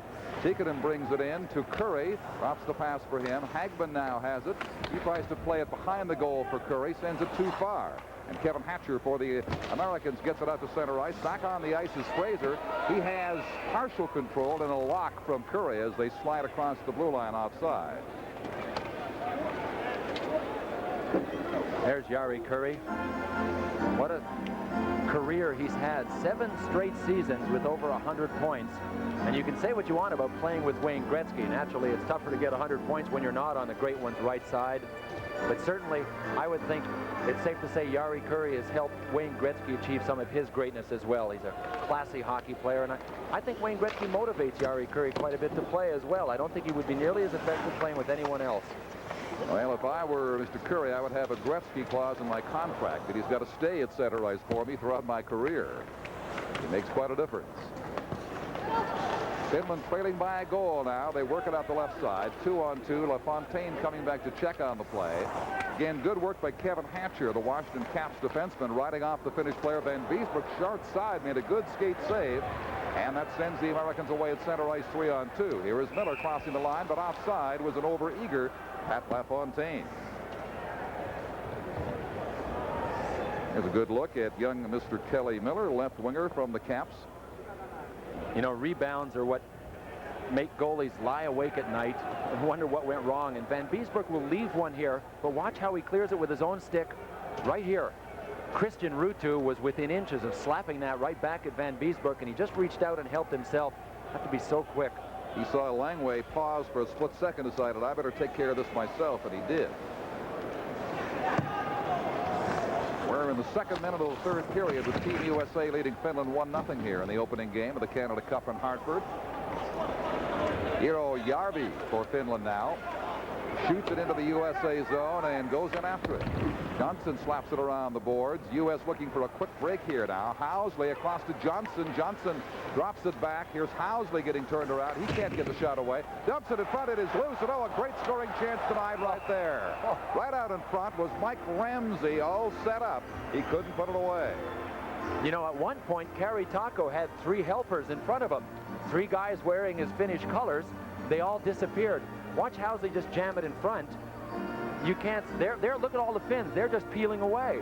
And I think that's Joey Mullen. We haven't seen much of Joey Mullen tonight. 47 goals last year. But Mullen was left all alone. All of the Finns just peeled to the side.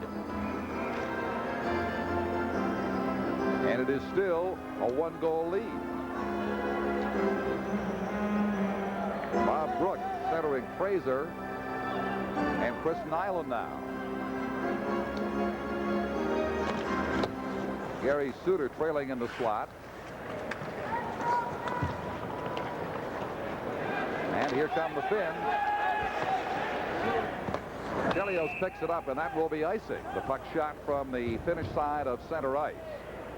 Boy, it was a desperate play, too. That's hardly an encouraging sign for the Finnish team. Obviously, for Team USA, it is one.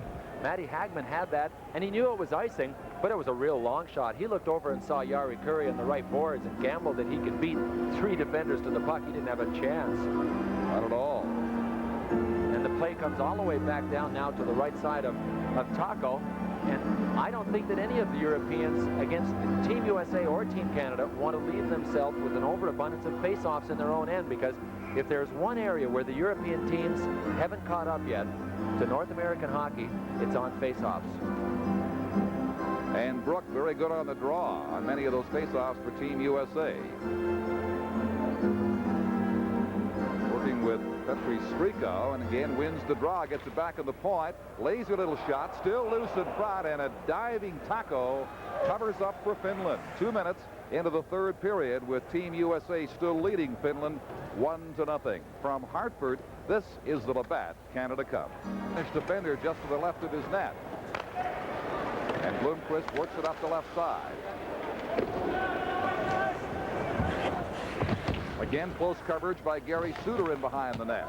The Finns unable to get it loose. Now digging forward is Striko. He's being shadowed very closely over in the boards. Kicks it back to the point, and the slap shot by Utila is handled by Van Beesbroek. Chris Nyland for the United States just cleared. There was a danger, Bill, I suppose, of the Americans settling too much into a defensive shell, as Brook almost won it there, trying to nurse that lead a little too tenderly. Oh, 1 goal is hardly enough to nurse. They have to take the attack, continue to play in the Finnish zone. And the Finns not yet coming with the intensity you might expect from a team just a goal down with a chance to come back in this game. Off the boards it goes. The icing call is waved off. The goalie Taco meets it and sends it directly back to center ice. The Finns now breaking in. Here is a shot from Suominen from the left side, handled by Van Beesbroek. Olczyk fed it ahead. Loose puck in the Finnish zone.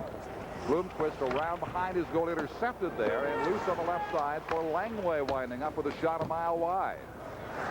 Olczyk now tries to lift the Finnish defender's stick, can't get it up, and the puck comes back to center. Langway with Järvi battling for it. Comes to Olczyk, young man who made his debut in the Olympic Games of '84 as a teenager, now with the Chicago Blackhawks, the National Hockey League. Eero Järvi for Finland. Into the U.S. zone it goes. Left there for Kevin Hatcher. Well, Presley keeps the pressure up. And they get it out to center ice. For Helmanen. Cross to Curry. His long relay drifts harmlessly down to Van Beesbroek.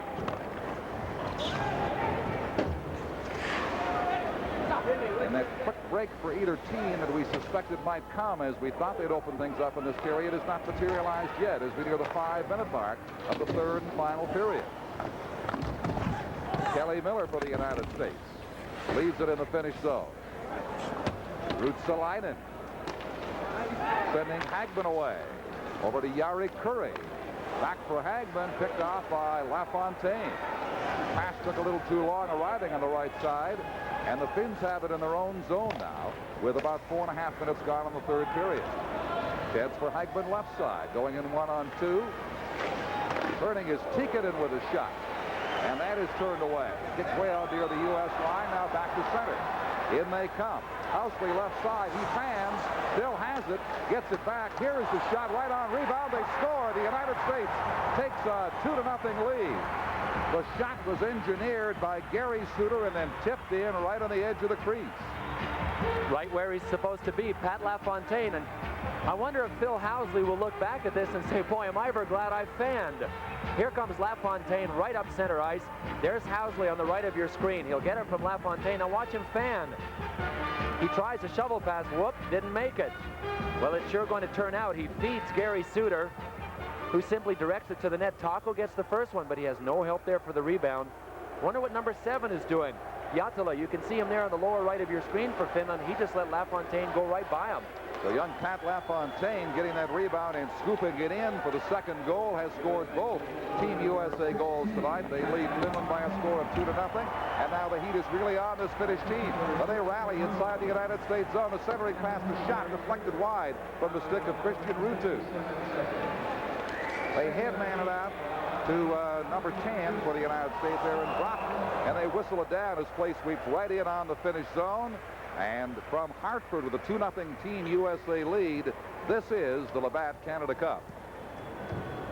And Suter, who started the play. You've got to know that the New York Islanders fans and their management, Bill Torrey, their general manager, well, there's another chance. You've got to know they're happy watching Pat LaFontaine pick up where he left off last season. He really finished so strongly and was so valuable for them in the playoffs. The other best player was Mikko Makala. So between them, they kind of carried the Islanders offensively. Here's another look at the goal. Watch number 16. You come back in your picture. He'll be stationed just to the left of the crease. Thank you very much. 2-0. He banked that in off Taco's back too, didn't he? He just jammed it up. One bank in the corner.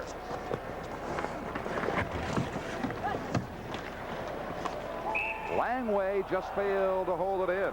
Langway, of course, of the old school, that is no helmet. Very easy to spot out here on the ice. The only member of either team going bareheaded. And it was close, but they say they saw some white showing, although I don't see it right there. No, tough angle to spot it from anyway.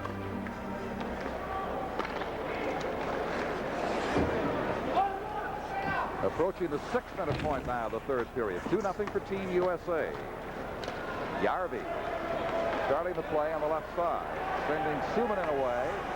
Bodied out of the play by the United States defense. Now Langway for Fraser.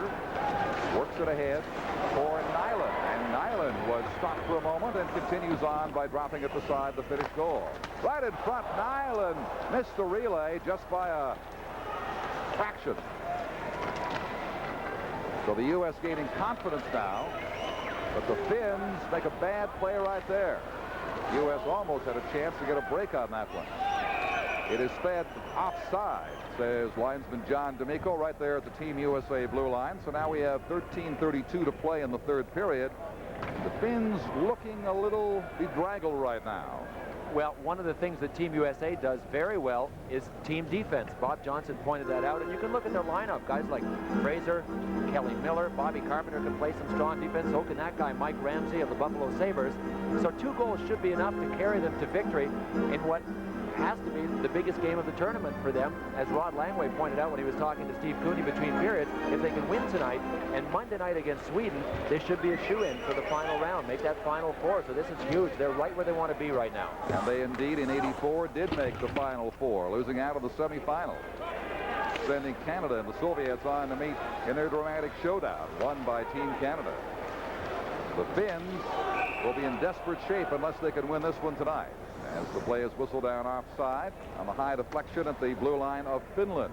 13-13. Will it be lucky or unlucky? That's the time remaining in this third and final period. This is the Labatt Canada Cup.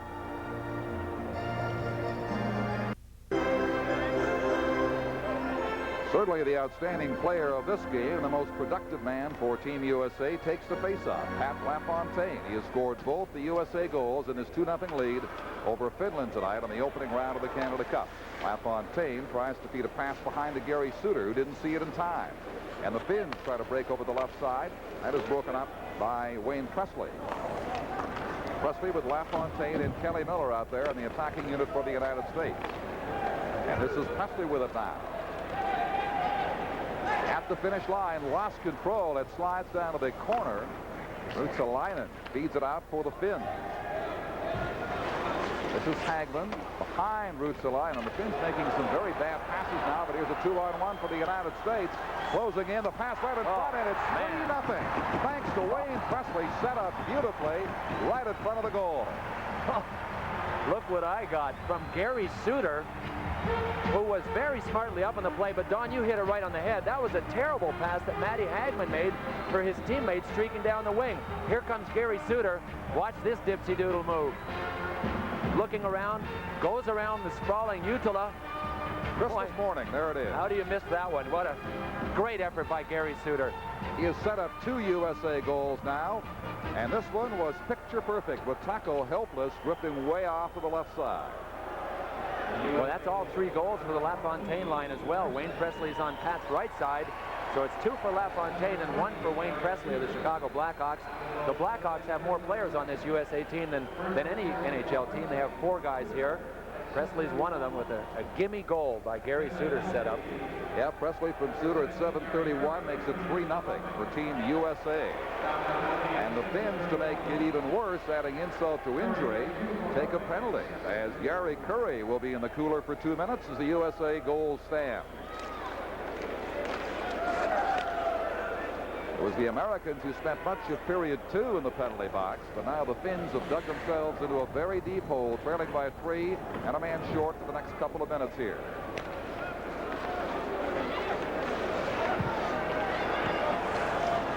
Joel Otto feeding into the right corner. Goes in to help out. Nobody in front of the net for the United States except way back on the point. Bobby Carpenter now with it. He's trying to feed Joey Mullen. U.S. with the pressure of the power play, and Finland for Housley. Here's a chance. Suter closing in with a drive. Rebound still loose. They bang away, and sliding across the crease without a stick. The save was made by Christian Ruuto. He made a tremendous save, but he left his stick behind, and he had to drag down Bobby Carpenter. Well, had to. He chose to, and he is going off, and now Team USA is going to be 2 men up. And you know what the key here? Suter moves, but look, watch how many times Team USA is allowed by the Finns to bang away at it here in front. 1, 2, 3. And then the timely move by Ruuto, who kicked it out and fell on the puck and covered it up. Soccer style. Bobby Carpenter is taking his time. He knows that Ruuto doesn't have a stick. Well, that's a good takedown and a pin. And 2 points for Christian Ruuto in 2 minutes. You know what's uncharacteristic, Don, about Jari Kurri being in there? His penalty was for roughing. And it was after the fact and a little late. I mean, if you want some inspiration from your captain in taking a roughing penalty, you might as well do it at the start of the game, not when you're down 2-0. Now Ruuto's in there beside him. It'd be a great chance to really put it away. I think it's pretty well gone for the Finns anyway, but chance to sweeten that power play total. Yeah, they call it holding, but more aptly described as tackling, worth 2 minutes there. So the United States now with an enormous advantage with 5 attackers to 3, and they can take their time and set this up as they will. Chelios takes that big shot of his. Suter is waiting on the left point. He takes the pass from him, back to Chelios, back to Suter, closing in beside the net. Here's the setup. They bang away, and Joey Mullen just failed to poke that one home. The Finns in a deep hole, trailing by 3, and they are 2 men short-handed now. And the United States power play as the American team has finally come to life here in the 3rd period after showing the first sign of it in the 2nd. Suter setting up 2 goals tonight. Feeds Chelios, fakes the shot, feeds left side directly in front, rebound. Finns come up with it, but they fail to clear. This is Timo Blomqvist, who plays for the New Jersey Devils of the National Hockey League. Faded to Chelios, big shot. Mullen bangs, and the rebound slides wide. Suter now from the left side to big Chelios. Back to Suter. The Finns are befuddled in front of the goal. The rebound, tackle down, and makes a fine save. Line flaps his back, then gives a slash out in frustration as the play is whistled dead. He said, if I'm not going to get any help from anybody else, I might as well strike myself. And he slashed Joel Otto. And you know when you're down 2 men, you're going to have to call on your goalie for some saves. And that's exactly what the Finns are forced to do here. And Taco's coming up time and time again with them. Here's Suter's big shot. Look at the crowd. the two-man crowd. There was another Finn high. There's Otto with the poke. You Just didn't see the after that. response, but Right. it was considerable. 13 seconds left in Curry's penalty. In the second finish penalty to Christian Ruto, there still remains 1 minute. So the United States pressure can continue here. There's young Mr. Olczek, who at 18 played for the United States Olympic team in Sarajevo, along with Pat LaFontaine, who shoots now and what a just about save. put a fourth goal in, his third of the night. Brilliant blast by LaFontaine, who has it again. Sets it up in front. Here's Presley getting turned around. Can't get the shot away. LaFontaine on the near boards. Back to Presley now. The first penalty has expired. Finland now with a fifth man on the ice, and it is Curry in possession. Still 27 seconds to go in the second penalty, though, to Rutu.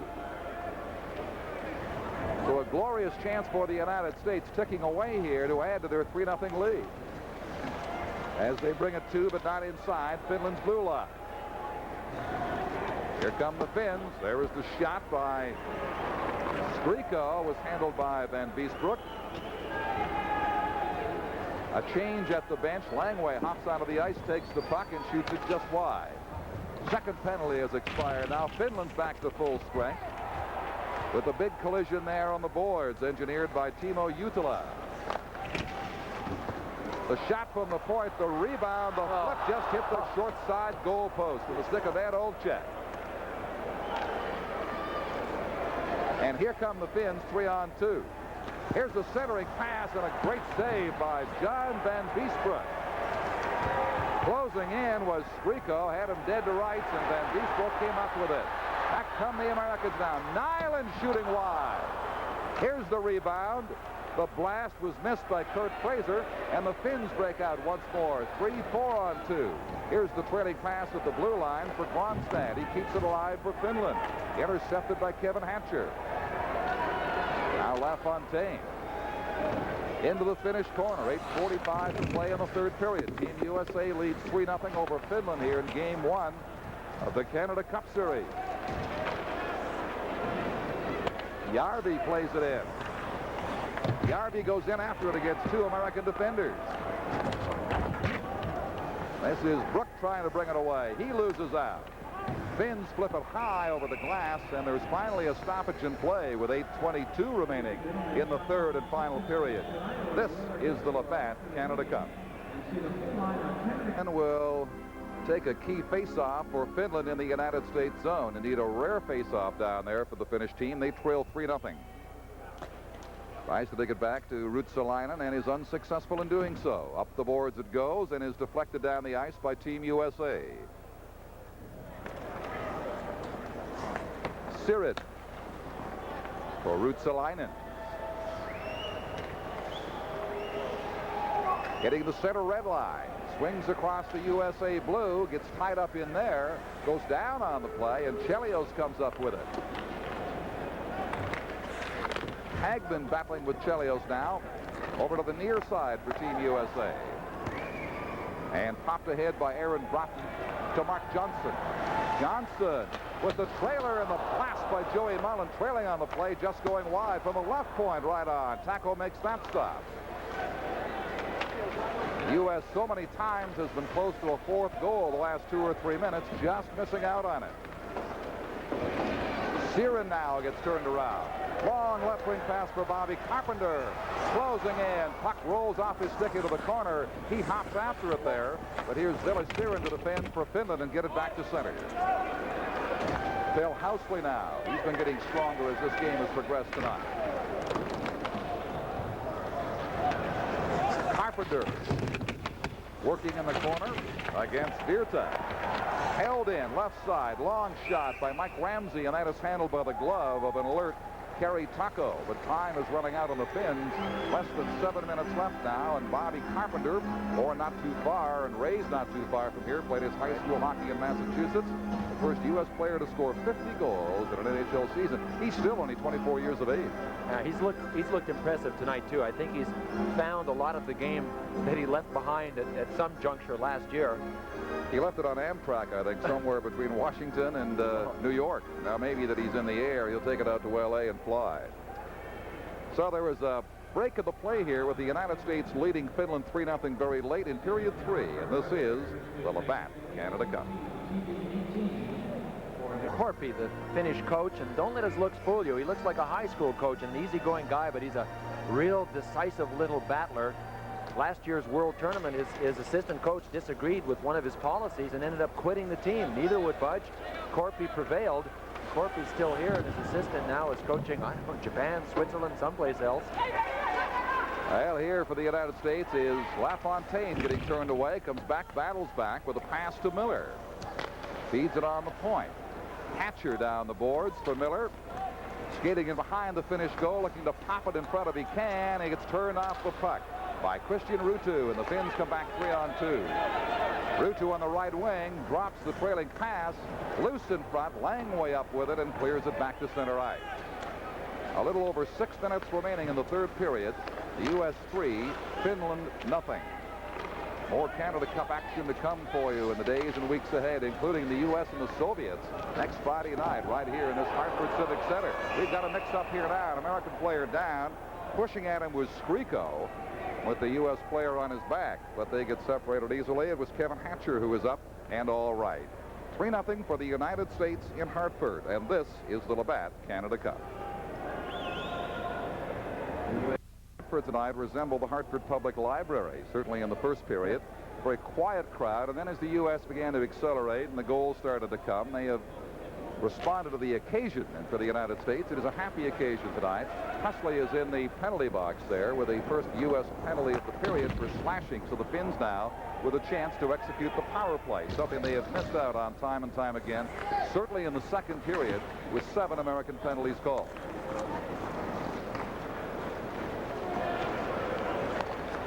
Yari Curry over on his wrong wing now gets straightened away and awaits the pass back, which never comes. Hagman for Tikkanen, back on the point for Utila, and he takes his time before winding for the blast that sails wide, and Chelios tries to golf it down the ice. He can't get it away, so he carries over to the near side and up the boards for Bobby Carpenter. Carpenter being hounded by Tikkanen.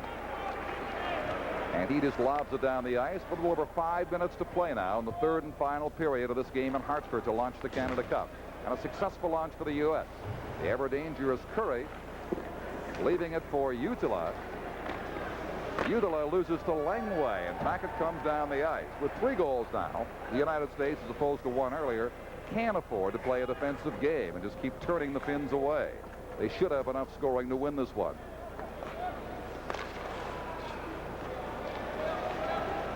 Only 2 pre-tournament goals scored by Finland against Canada and Czechoslovakia, and they have been shut out tonight. So their scoring machine needs oil desperately. 4.5 minutes remaining now. Hannu Virta crosses the line, drops it at the point. Here's the pass across to the right face-off circle, and no chance to make a play there for Christian Ruutu. The Americans right in on goal, pushed in by the hand of Bobby Carpenter. And is it going to count or not? Did it cross the line? There'll be a meeting with the linesman and the referee. I'm not sure that. I think it's good. I wish Don Koharski would show us some emotion. We might be able to read it. I can't tell what he's going to call. I think he might be calling at least a penalty, but it was an excellent individual effort, one way or the other, by Joel Otto. No goal. No goal. He hoops one Finn at the blue line. Look at this move. No goal. It was intentionally put in with a hand, and a penalty goes to Finland for holding. Siren. There's the holding penalty. So it was literally thrown in, although it appeared to cross the line before he did that. Sure it did. That should be a good goal, but Koharski says no. Let's have one more look at this now. There'd be a Finnish penalty for holding after the goal. Right. But here is Carpenter. There was the long reach. Otto is in, and instead of scooping at the puck, he just moves Bull's taco like a bowling pin right out of the way. Now, if Joel Otto points at it instead of swipes at it, oh, that thing's 8 inches over the line before he hits it. It was already in. So Otto protesting to no avail with the referee Kowarski, who did not have the benefit of the replays that we have seen, and says that is enough. He sends them away. What the U.S. does get out of it, being denied a 4th goal, is a penalty for holding to Finland. And the Finns are going to argue that aspect of the decision by the officials. Here it is again. He's made the play. The puck is loose. Taco going the other way. Now watch as daylight opens up where the puck is before he swipes at it. It is already in the net. Point at it, Joel. Don't hit it. He should have left it, really, and let it slide all by itself. Sure. But his gesture there, I think, alerted Kowarski to the fact that it was illegally put in the net, which it was not. It remains 3-0 with 4:13 to play.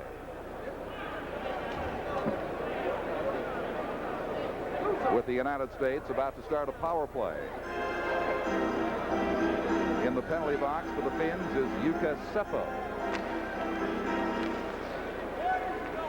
I'll make that Siren in the penalty box. The United States just has seconds to tick away on the Presley sentence, and then they will have the power play advantage. They do now as Presley steps on the ice, and so they can gear it up. The LaFontaine line, successful tonight in an enormous way, brings it up for the United States. Suter starts it off as he has a couple of goals tonight for LaFontaine. Presley makes a good check in there, wins possession. Nobody out in front except on the point for Chelios on the right side. Now Suter, back for Presley. Cruising in front is Olczyk. The shot from the point drifts over top of the Finnish goal, but held in by the United States by Chris Chelios. Presley tried to pop it in front, was turned away by the Finnish defender. And through the stick it goes of the American defenseman Gary Suter, who has to reload at center ice with the right wing pass. Inside the line comes Olczyk with it. Cruising is Presley. Can't get his stick on it. Gets turned the other way. And Finland clears it down the ice. A little over 3 minutes to go in the game. Less than a minute to go in the Finnish penalty.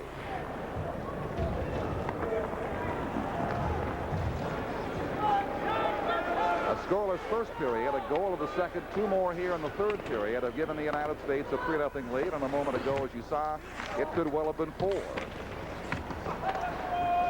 This is Mike Ramsey feeding in the right face-off circle. That blast was turned away. They'll feed Ramsey again now on the point. Keeps it in play. A pass for Otto, and they relayed it all the way back down the ice. The Finnish team with 2.5 minutes to go. But it looks like the job has been done tonight, Bill Cornette, by the United States team. I think it has. They were patient. They played a very strong defensive game, and the first break that they got was really the LaFontaine goal, and they just continued to pressure. And slowly but surely taking it away from a Finnish team that is... There's a score. Blast by Joey Mullen makes it 4-0 for the United States. Boy, didn't I say earlier in this period that we hadn't seen much of Joey Mullen? Yep. 47 goals last year for the Calgary Flames. And Kerry Taco on this particular goal gives him too much room on the short side.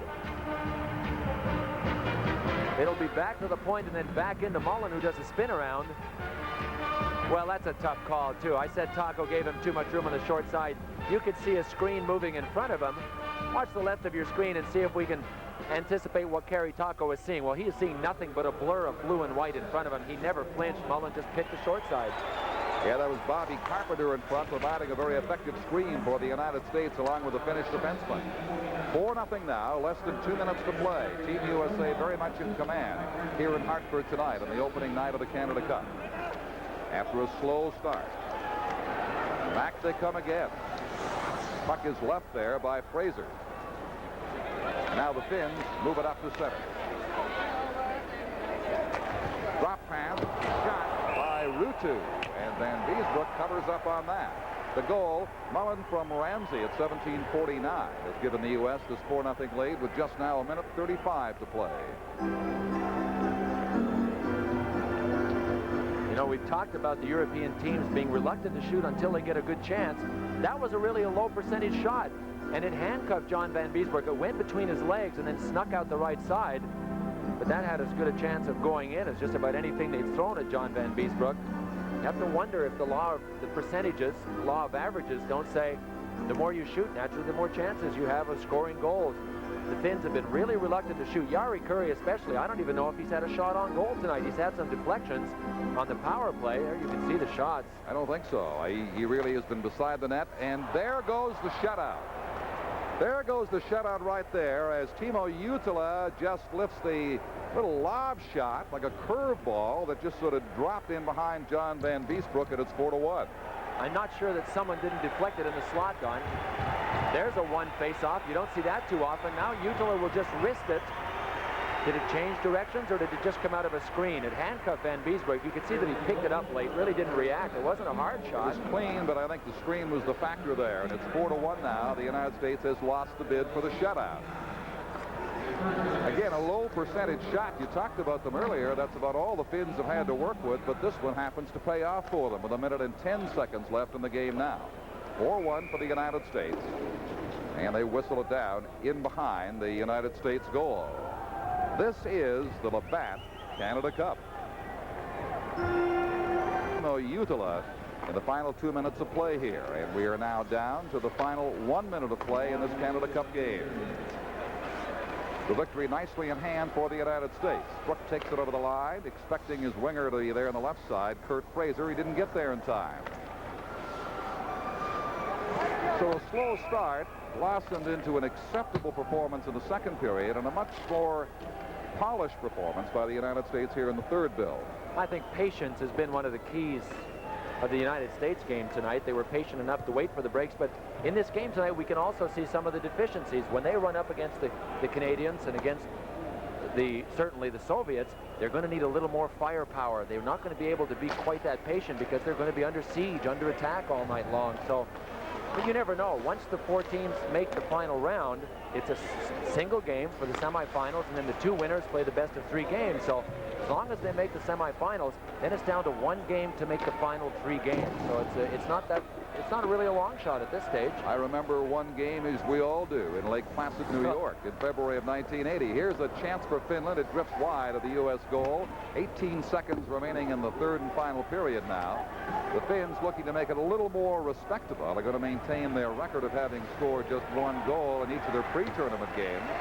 And that's all they have tonight. Even that came very late with the United States in front 4-0. The countdown is on. 2 seconds, 1, and now there is no more time as the United States pours out to congratulate goalie John Van Beesbroek, and I'm sure to congratulate Pat LaFontaine, who scored a couple of goals.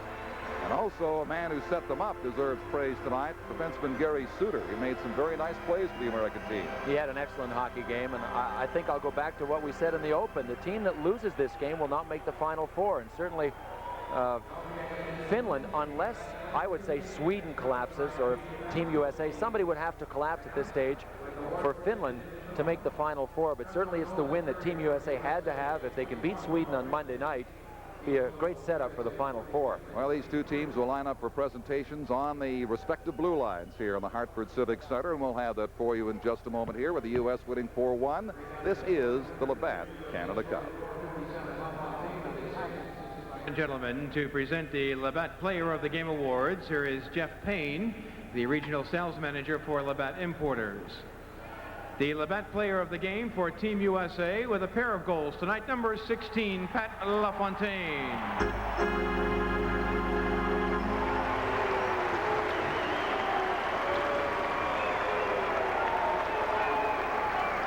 And the Labatt Player of the Game for Team Finland with 36 saves, number 1, Kari Taco.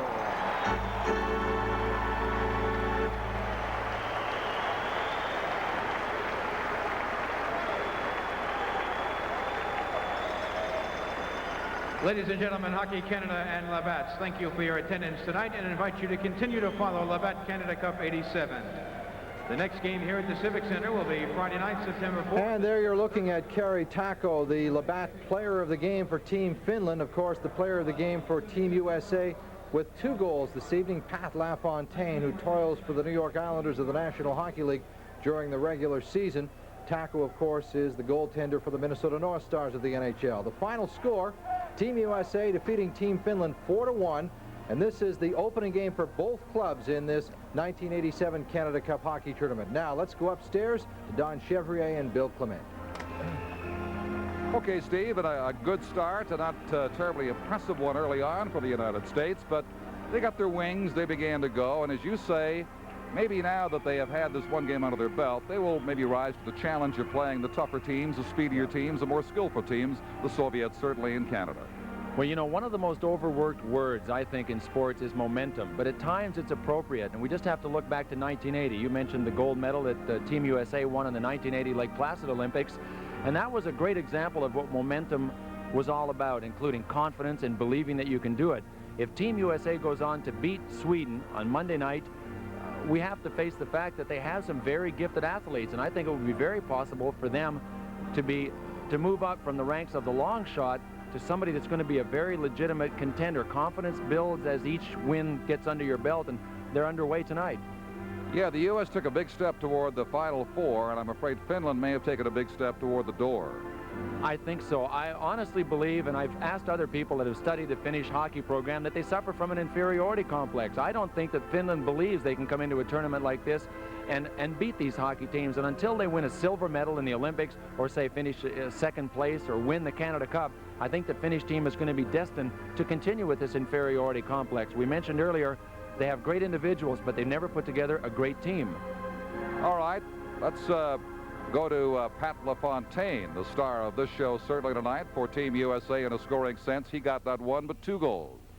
Well, he's the one that started it, and that was the goal that I think really deflated the Finns. They were kind of at the same energy level early in the game, but after this goal, Granstrand was handcuffed in the slot, and Pat LaFontaine simply beats a sprawling Kari Taco. I really thought that the Finns became more lethargic, and the energy level for Team USA went up, and it continued to go up the entire game. Yeah, the U.S. energy increased and the Finnish frustration mounted as the game went on. Taco certainly deserving as the outstanding player of this one tonight. Save after save, but LaFontaine the opportunist again for his second goal. And he was named the player of the game, and he should be. And I mentioned earlier, the New York Islanders people have to be tickled. He finished with such a strong flourish in the National Hockey League season. Here he is starting off where he left off last year. He certainly did. Well, the United States wins it by a score of 4-1 over Finland. This is the Labatt Canada Cup.